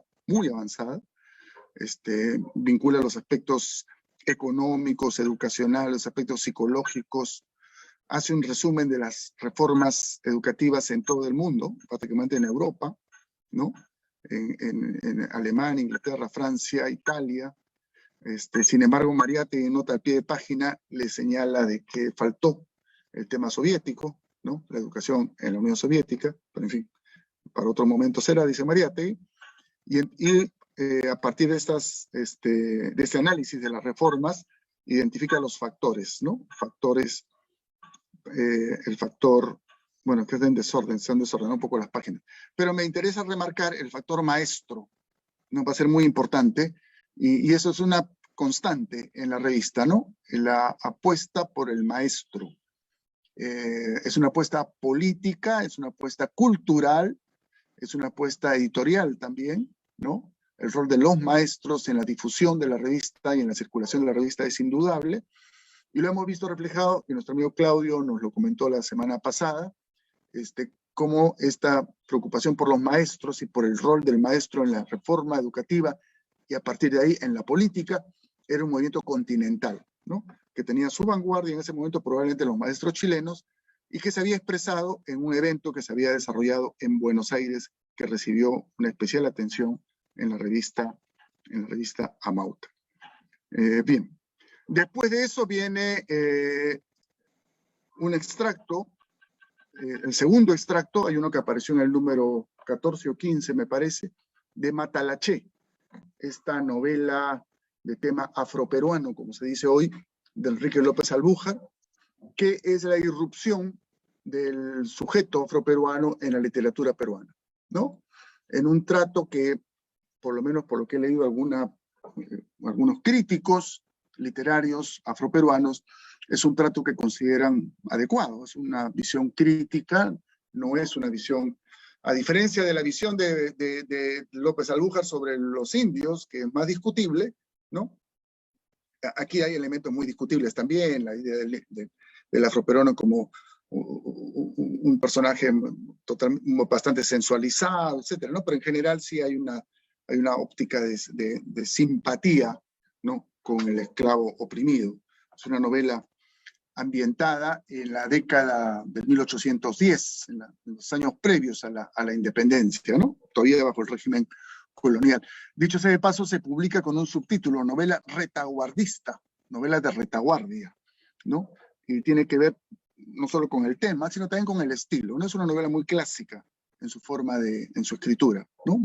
Una narración lineal, descriptiva, en primera persona, en fin, pero ciertamente de calidad literaria, ¿no? Creo que es la obra más conocida y más valorada de López Albújar hasta el día de hoy. Es un extracto largo, ¿no? Que yo invito a que ustedes lean o relean la novela. A mí me pareció realmente interesante releerla rápidamente al preparar esta conversación, ¿no? Y termina con un episodio que es tremendo, ¿no? Que no lo menciono. Un dibujo de Devescovi, ¿no? Que había sido colaborador de la revista. De él hemos hablado también en el primer ciclo. Hubo un famoso banquete de despedida de Vescovi, en el cual sobre la tarjeta de invitación al banquete, todos los comensales hicieron una especie de homenaje a José Carlos, ¿no? Y estaba en el archivo Mariátegui está esa tarjeta de invitación al banquete con una imagen de Lenin hecha por de Vescovi y con una serie de saludos y de frases de reconocimiento a José Carlos. Todo eso en el banquete de despedida cuando Descovy se iba a París, porque esto ya es, como ven ahí, París 1927. Un texto de Estuardo Núñez, jovencísimo, colaborador de Amauta, ha ingresado a la revista, llevado de la mano por José María Guren, nada menos, junto con Martín Adán, ¿no? 21, 22 años probablemente. Acá está la... Bueno, y el tema del circo, ¿no? Y acá lo que yo había anotado al costado es que el tema del circo es un tema muy importante en la, ¿cómo decirlo? No digo en la producción solamente, porque sería demasiado frío. En la experiencia vital de José Carlos Mariátegui, ¿no? Y hay un texto del año 1916 en Glosario de las Cosas Cotidianas, 19 de junio del año 16, que es sobre el circo, que es muy bueno, muy hermoso, muy testimonial. Es el relato de la primera experiencia infantil que Mariátegui tiene del circo, ¿no? Según el acucioso investigador Tito Rodríguez Pastor, que escribió un libro muy bueno, muy interesante y muy polémico sobre la infancia de José Carlos, Tito ha logrado identificar qué circos estuvieron en Huacho en 1901, 1902, que alguno de ellos fue el que provocó la impresión de José Carlos, que después él va a recordar años después y va a compartir en este texto glosario de la vida cotidiana del año 1916. Y el tema del circo reaparece varias veces ya en su obra madura, ¿no? En particular, por ejemplo, en el artículo sobre Chaplin, sobre Charles Chaplin, ¿no? Sobre el artículo sobre Chaplin, una de las dos películas a las cuales Mariátegui les presta particular atención es la película sobre el circo, que se titula justamente así, si no me equivoco, El circo. Este texto de Estuardo Núñez, ¿no? Retoma el tema y seguramente con mucha... No sé si quizás se lo sugirió Mariátegui, no sé, o lo tenía, pero en todo caso es obvio que para Mariátegui el tema era muy importante, ¿no? El contraste está en estas dos frases, ¿no? El teatro es una ficción de la vida, el circo es la vida misma, el mundo mismo, ¿no? Bien, el espectador, etc. Un texto muy interesante que ya revela, está en línea un poco así como habíamos visto, Defensa del marxismo es ya un texto del marxismo, de filosofía marxista, digamos, ¿no? De filosofía en sentido más amplio, un debate filosófico y político con el revisionismo, con los revisionismos, ¿no? Ahí está, con toda la amplitud que pueda tener el término. 3 artículos más adelante nos encontramos con un análisis que es una interpretación marxista de historia social. Apuntes para una interpretación marxista de historia social, que es un texto de Ricardo Martínez de la Torre sobre el movimiento obrero del año 19, el famoso paro por el abaratamiento de las subsistencias, ¿no?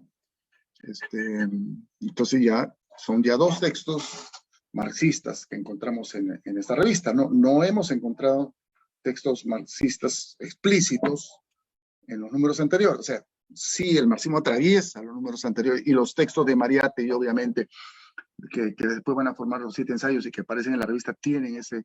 Pero acá se quiere resaltar esto, ¿no es cierto? Es una interpretación marxista de historia social. Y está el texto de Martínez de la Torre. Resalta el carácter autónomo del proletariado de aquellos años, el proletariado dirigido por sí mismo, sin intelectuales o estudiantes que lo desorienten, actúa en terreno propio. No hay duda que acá la alusión a Ayala Torre es clarísima, ¿no? Ayala Torre pretendió siempre, y el APRA construye todo un relato, como se dice hoy día, ¿no? Sobre que él fue el que logró la jornada de las 8 horas y todas esas cosas, ¿no? Que participó, pero era un proletariado con mucha autonomía frente a todos, incluyendo frente a Mariátegui, dicho sea de paso, ¿no? Bueno, esta es la explicación del movimiento, los antecedentes.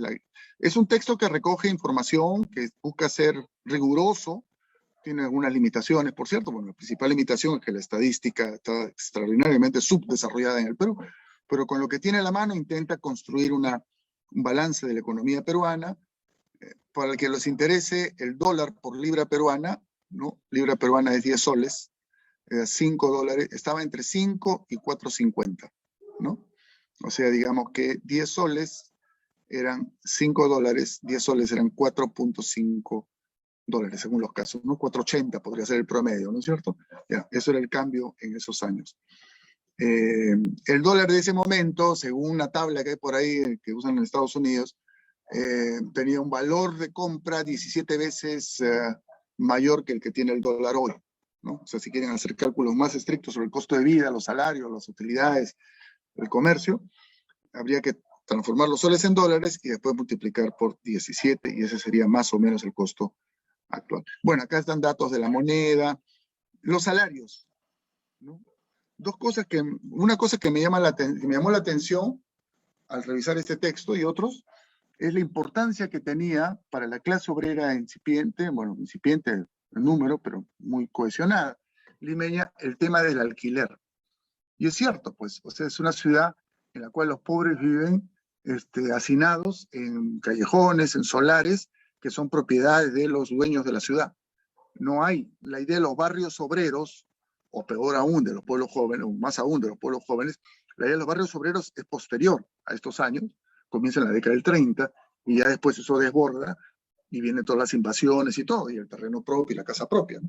Pero en la Lima de los años 20, los pobres vivían entremezclados, muchas veces incluso con los sectores más pudientes, en callejones y en solares, por los cuales pagaban alquileres que no eran pequeños, de acuerdo al costo de vida de esa época, ¿no? Por eso fue un punto importante en las demandas de esos años. Y otro dato interesante acá, para que vean que las cosas siguen siendo iguales muchas veces, ¿no? Bueno, acá está la explicación de la crisis o distintos factores. Yo quiero llegar rápido a los poemas para ir con eso cerrando. Ahí está, esta columnita de aquí atrás, la última. Promedio de salarios sin ración, o sea, sin refrigerio, ¿no? Hombres y mujeres. El año 19 y 20, en los años 19 y 20, un hombre ganaba un salario promedio de 2 soles 44 y una mujer 1,36. Casi la mitad, ni siquiera el 60%. Esa era la diferencia. Y más adelante, o antes o después, incluso hay salarios de los menores de edad, ¿no? Cuestión del salario. Bueno, ahí está. Salario medio general, hombres, mujeres y menores. El salario medio general para Lima, de un hombre era 3 soles, de una mujer 1 sol 91 y de un menor de edad 1 sol 25. Bueno, ya es un cálculo ahí, si eso alcanzaba o no para la vida, etcétera, ¿no? En fin, el marxismo. Volvemos a otra sección. Hemos visto ya cómo, de acuerdo a la encuadernación, estas páginas satinadas, más finas, se nota además, ¿no? Están al principio y al final de la revista, ¿no? Aquí la segunda presentación está Alberto Hidalgo, este famoso poeta que estaba en esos años en Buenos Aires, generando, en fin, situaciones complicadas, porque era una personalidad muy, muy original. El retrato de Peto Ruti, famoso pintor argentino, el amigo que María te hizo en Italia, ¿no? Y después un poema, que no lo vamos a comentar, pero en fin, es impresionante por su presentación, Cinema de los Sentidos Puros. En realidad es el título de un libro de este poeta que va a aparecer años después, el 32 o 33, me parece. Pero aquí se hace un anticipo, un adelanto, ¿no? Que es estos poemas vanguardistas, ¿no? Vanguardistas, con estos óleos, aquí ya no de Sabogal, sino de Mérida, que es un pintor guatemalteco-mexicano, nacido en Guatemala, pero que migró y hizo su carrera sobre todo en México, y con tema indígena, un poco más abstracto que los muy grandes muralistas, pero de esa misma generación. Y el poema ¿no?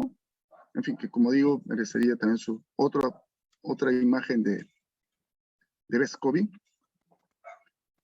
Y el comentario, eso sí creo que vale la pena, ¿no? Porque este Enrique Peña Barrenechea, a la fecha tiene 24 años, más o menos paralelo a Adán y a todos ellos, pero con la diferencia que él viene de un colegio católico, los otros vienen del colegio alemán.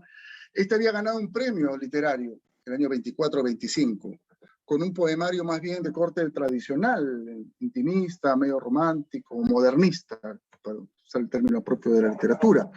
Y acá da un salto a esta otra poesía, ¿no? Miren ustedes, simplemente veamos nomás el texto, ¿no?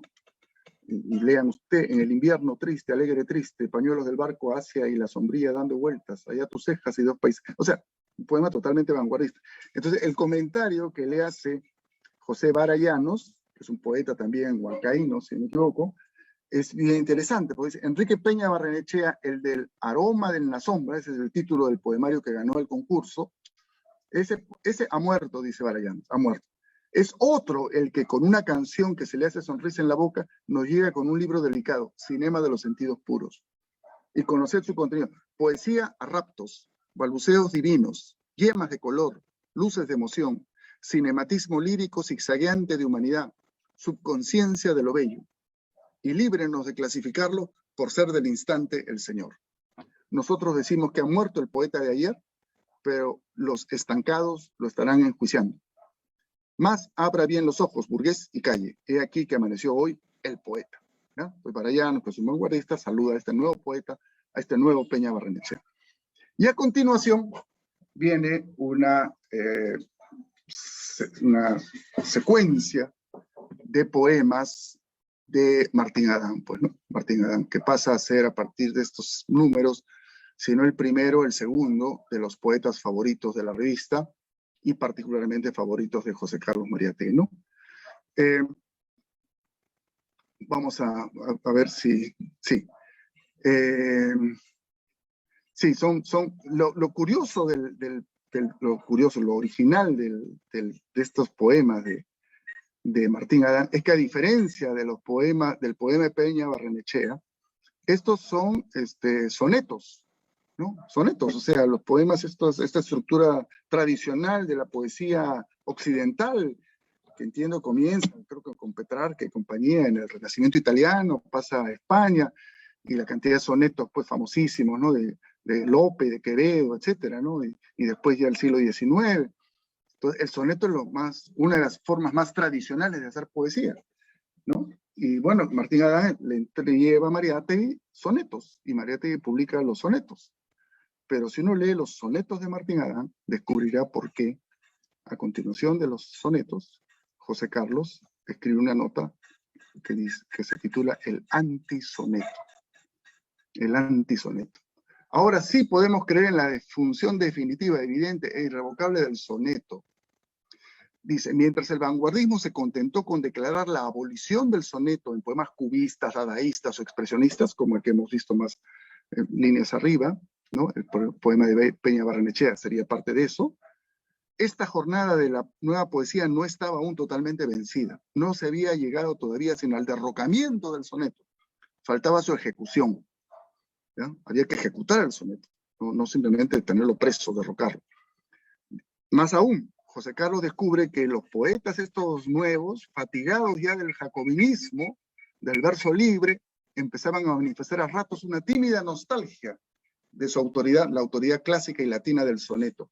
Existía, por lo tanto, la amenaza de una restauración especiosa y napoleónica, el termidor de la República de las Letras, ¿no? Así como Napoleón restableció el viejo régimen, bueno, modernizado, después de la época de los jacobinos, de la Revolución Radical, ahora podíamos estar a punto de algo parecido en el terreno literal. Sin embargo, afortunadamente, Martín Adán realiza el antisoneto.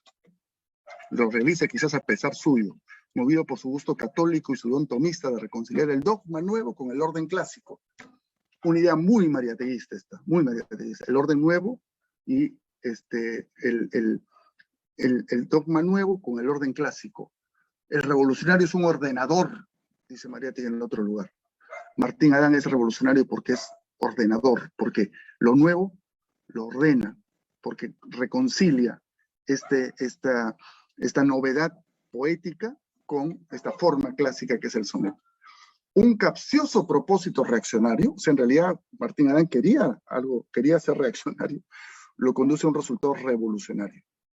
Martín Adán ha intentado introducir un caballo de Troya en la nueva poesía, o sea, meterle el soneto a la nueva poesía, pero ha logrado más bien al revés, introducir más bien en el soneto lo nuevo, ¿no?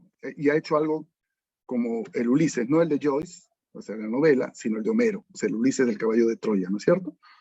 Y lo define como barroco, culterano, gongorino. Lo menciono simplemente, estamos en 1928, para los que recuerden sus clases de literatura o en el colegio o en la universidad. El año 1927 es un año muy importante en la historia de la literatura española, porque se celebra el tercer centenario de la muerte de Góngora, si no me equivoco, y se produce un evento ¿no? Un conjunto de eventos de conmemoración de Góngora, de reivindicación de Góngora, y se produce un nuevo empuje, un nuevo aliento en la poesía española, ¿no? Vicente Alexandre, Guillén, el propio García Lorca, de alguna manera, bebe también de ahí, ¿no es cierto? Y es una reconciliación, reformulación de la tradición riquísima del siglo de oro español con estos poetas jóvenes de los años 20. Es el 27, la generación del 27, ¿no? Es conocida, Pedro Salinas, etc. Bueno, en ese clima es que escribe sus sonetos o antisonetos, ¿no? Martín Adán, ¿no? Bueno, yo lo que quiero compartir con ustedes, pues yo no soy crítico literario, es lo que dice el comentario que hace un gran maestro sanmarquino a este tema del soneto, ¿no?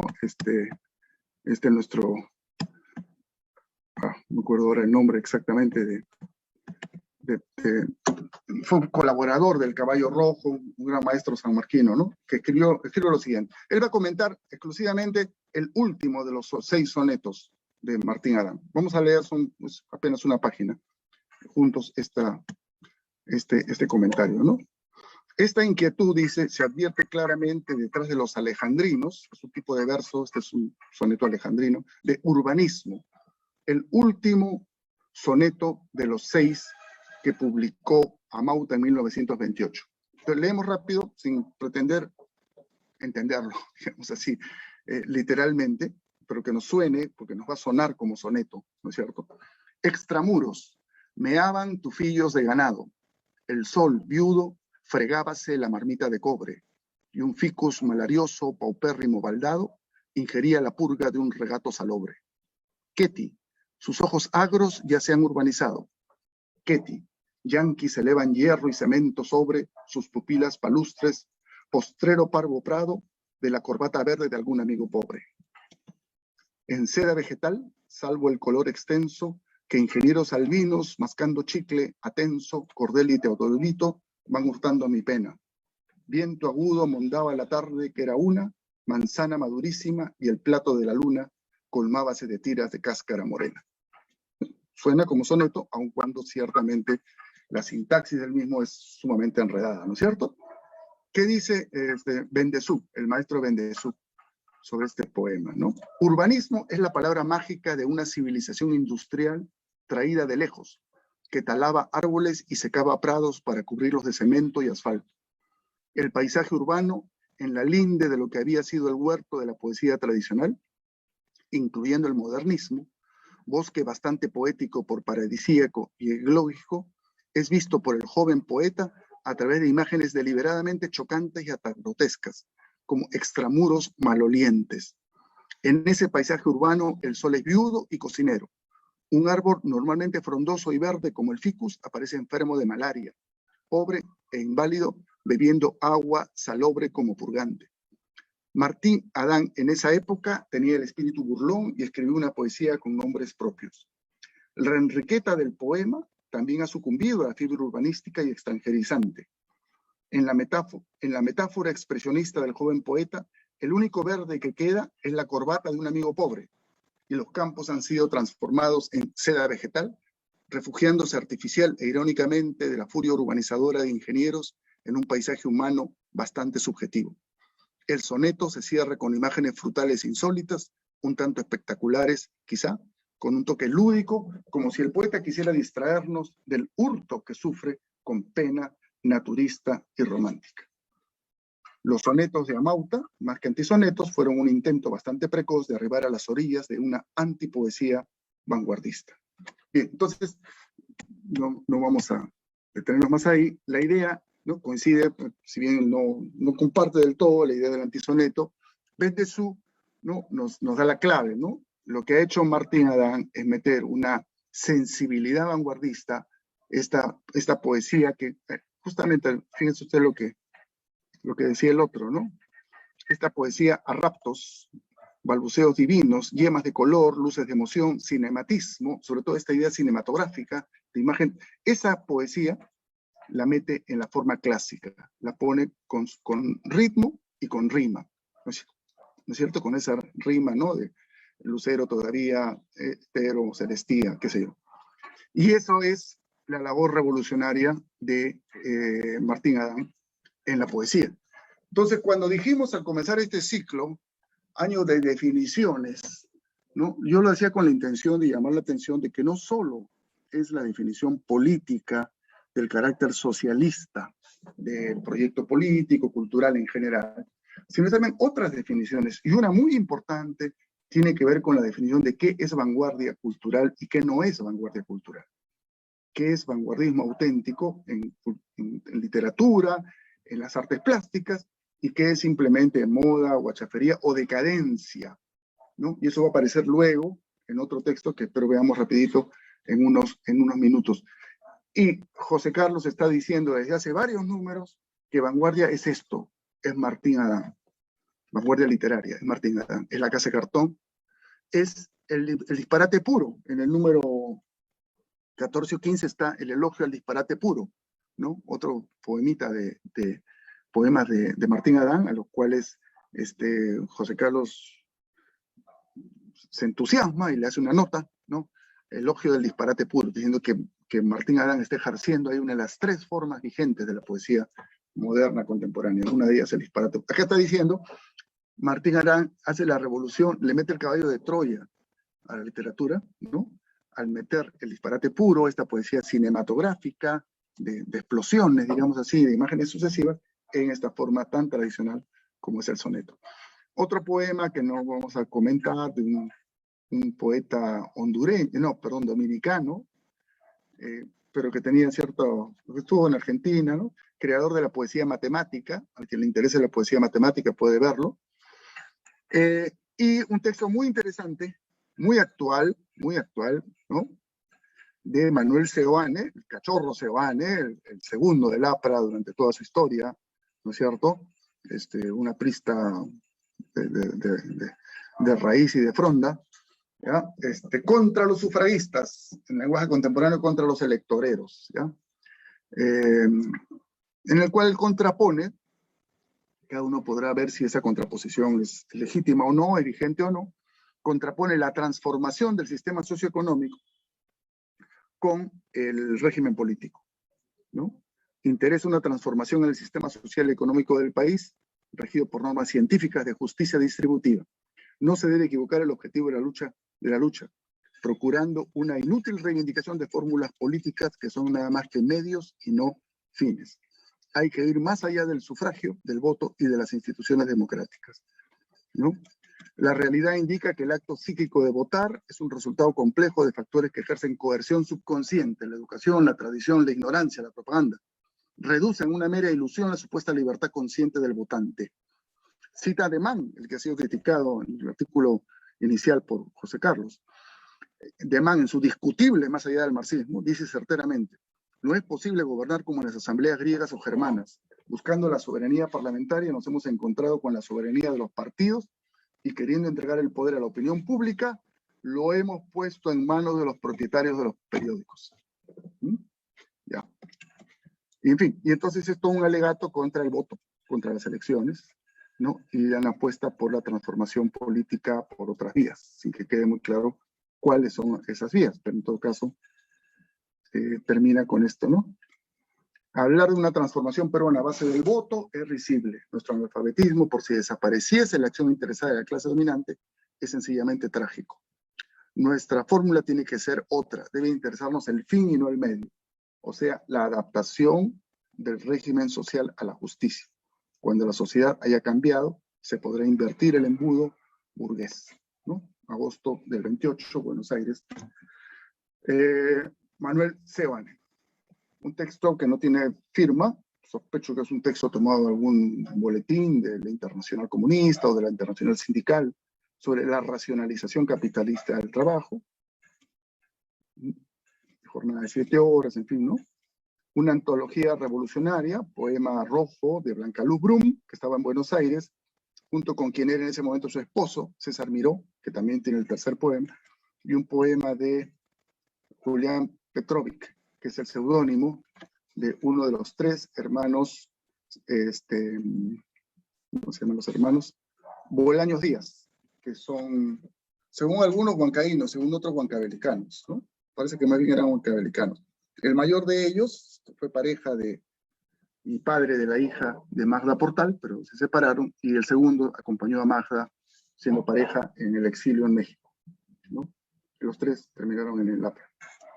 Bueno, tres poemas revolucionarios. Una sección que comienza aquí, que se llama Panorama Móvil, que es una sección como de crónicas, de cosas más de actualidad, digamos, ¿no? Tanto políticas como culturales. Un largo artículo de Franz Tamayo, intelectual y político boliviano importante en la historia política y cultural de Bolivia, ¿no? No vamos a entrar en el detalle de Tamayo,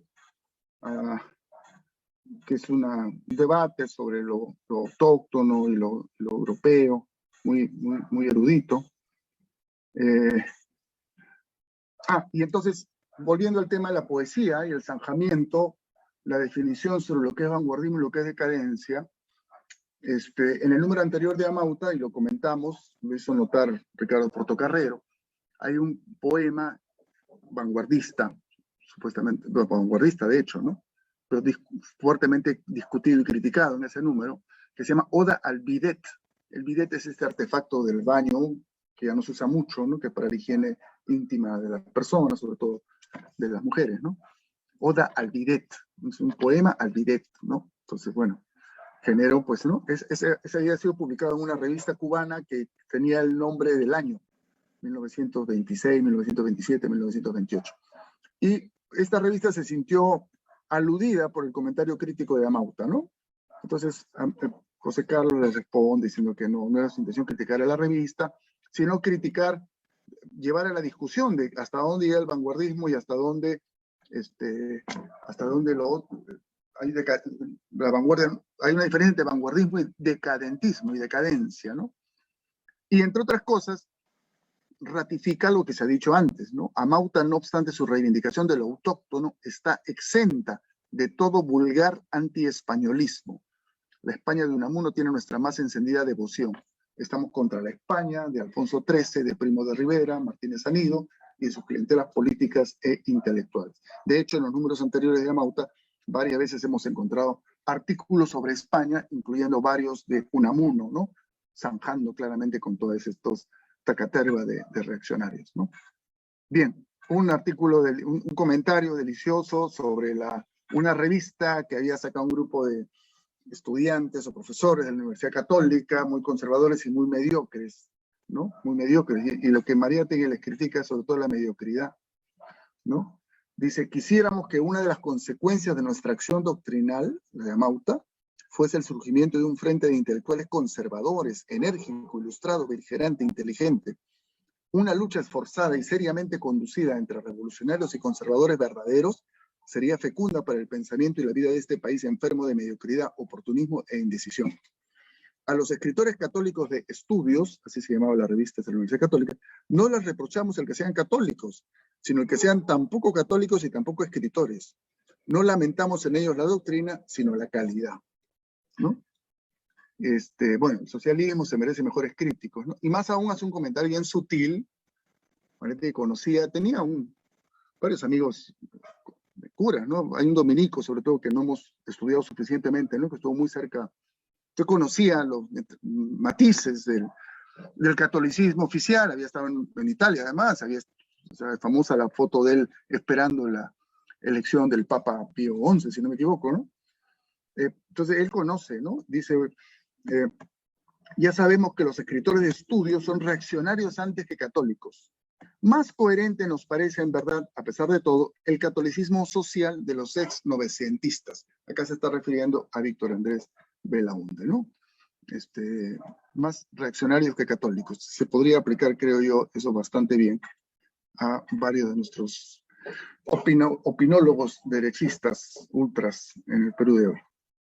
Bueno, sobre un tema de estudiantes que fueron reprimidos, expulsados, se menciona entre uno de ellos a Emilio Barrantes, que después terminó siendo una figura señera de la educación en el Perú, fue uno de los estudiantes expulsados en su momento. Un artículo sobre Tolstoy. Aniversario de Sacco y Vanzetti, ¿no? Un texto sobre Sacco y Vanzetti, estos dos mártires de la lucha obrera norteamericana. una carta de Máximo Gorki, un texto de André Breton en el libro de Javier Abril, cosa que no es cosa menor, ¿no es cierto? Javier Abril no fue un personaje secundario en el surrealismo de la década del 20, ¿no? Y eso es una prueba de ello.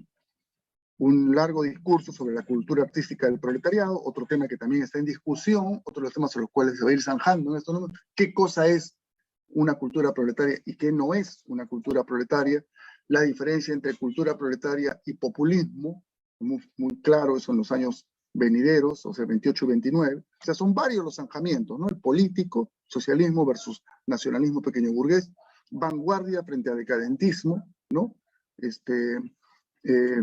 Indigenismo, el indigenismo de Mariátegui y de los más cercanos a él contra los otros indigenismos, y el tema de la literatura proletaria, ¿no?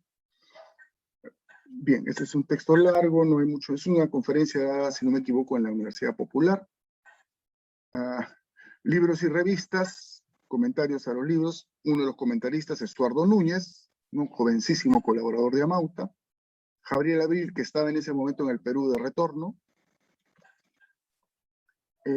Un libro del cual me llamó la atención el pie de imprenta, porque demuestra de qué manera, cuál era el quehacer editorial en el Perú de entonces, ¿no? Guillermo Mercado, un poeta arequipeño, si bien en el artículo lo insinúan de que él es de provincias altas del Cusco, paisano de Tupac Amaru, no es cierto, él era arequipeño, pero era maestro, entonces en esos años estuvo como maestro en Sicuani, publica un libro de poemas, con una tapa bien bonita, de hecho sea de paso, o bien original, y lo publica en Sicuani, ¿no? Editorial Kuntur, Sicuani. O sea, Sicuani, ciudad, segunda ciudad del departamento del Cusco, ¿no? Sí, en ese momento seguramente era la segunda, que Yabamba todavía era un poblado. Sicuani tenía editoriales, tenía una editorial por lo menos, ¿no? Y ahí se publica este libro de Guillermo Mercado, un chullo de poemas, ¿no? Que aquí es comentado elogiosamente por Barayanos, ¿no? JB Barayanos. Bueno, protestas, continúa lo de la oficina del libro. Este aviso es muy, muy, muy bonito, me parece a mí, con esto ya vamos terminando, porque revela las diversas dimensiones en las que se construye el proyecto, las distintas alianzas que Mariátegui teje en su proyecto cultural, ¿no? Miren, en el mismo aviso hay 3 publicaciones. Mundo, ¿no? Director Henri Barbusse, ¿ya? O sea, una revista mundial, ¿no? Semanario internacional de información literaria, artística, científica y social, Henri Barbusse, Mundo. Debajo de Mundo, el diario, publicación independiente, Cerro Pasco, ¿no? Dirigida por un señor Herminio Cisneros, el cual buscaba un poco de información. Es un maestro de escuela que después estuvo en Ambo, en Huánuco, parece que en la década del 30 se fue o regresó a Ambo, qué sé yo, y ahí mantuvo siempre una actividad periodística, cultural, estos personajes que sacan un periódico, una revistita, que organizan actividades, ¿no? Su periodiquito, el diario de Cerro de Pasco, está en el aviso junto con Mont de Barbius y con Universidad de Arciniegas, que es un personaje de la reforma universitaria colombiana, que después va a ser político, ministro, académico, escribe una buena biografía de Bolívar, y que en ese momento está dirigiendo una revista de la generación reformista, pues, ¿no? De la generación que ha hecho la reforma universitaria en Bogotá, en Colombia, ¿no? 3 niveles, 3 vínculos, ¿no? No es casual, pues, ¿no? O sea, yo creo que ponerlos a los 3 ahí juntos, para Cisneros, para don Herminio Cisneros, sentirse de lo más orgulloso, estar en un aviso al pie de Barbius. Arciniegas no era tan conocido todavía, pero en fin, un colombiano en todo caso, ¿no? Y en fin, creo que es un buen ejemplo de lo que, de los diversos niveles en los que se construye el proyecto cultural y el proyecto político. Todo lo que decimos de la cultura se aplica idéntico a la política, en el caso de José Carlos.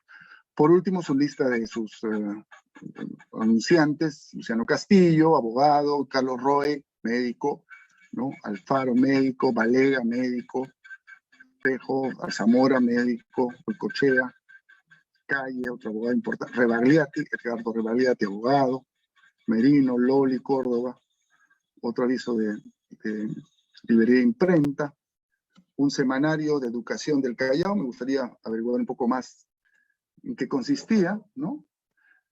Aunque tenía sede en el Callao y tenía sede también en Lima, Pupitre, quincenario de educación, y al final un aviso de un paisano, ¿no?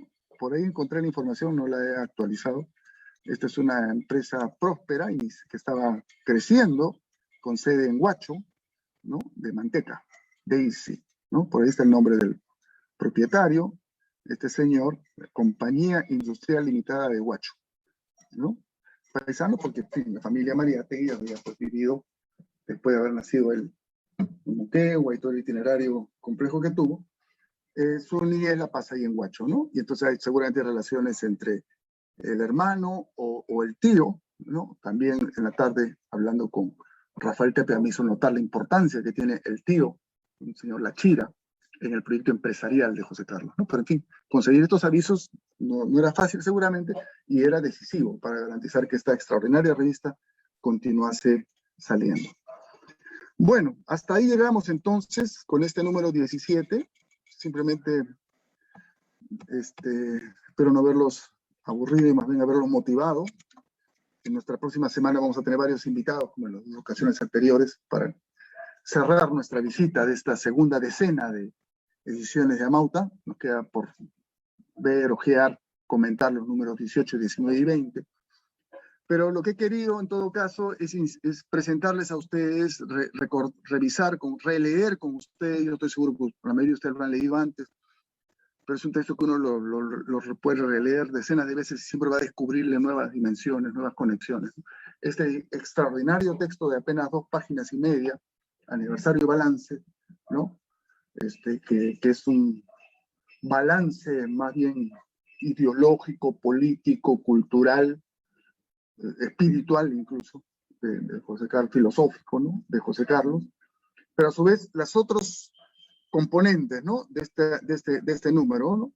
El tema del Partido Nacionalista, que aparece entre paréntesis en el aniversario y balance, después es el tema central del artículo sobre China, el tema poético, la vanguardia poética, Martín Adán, ¿no es cierto?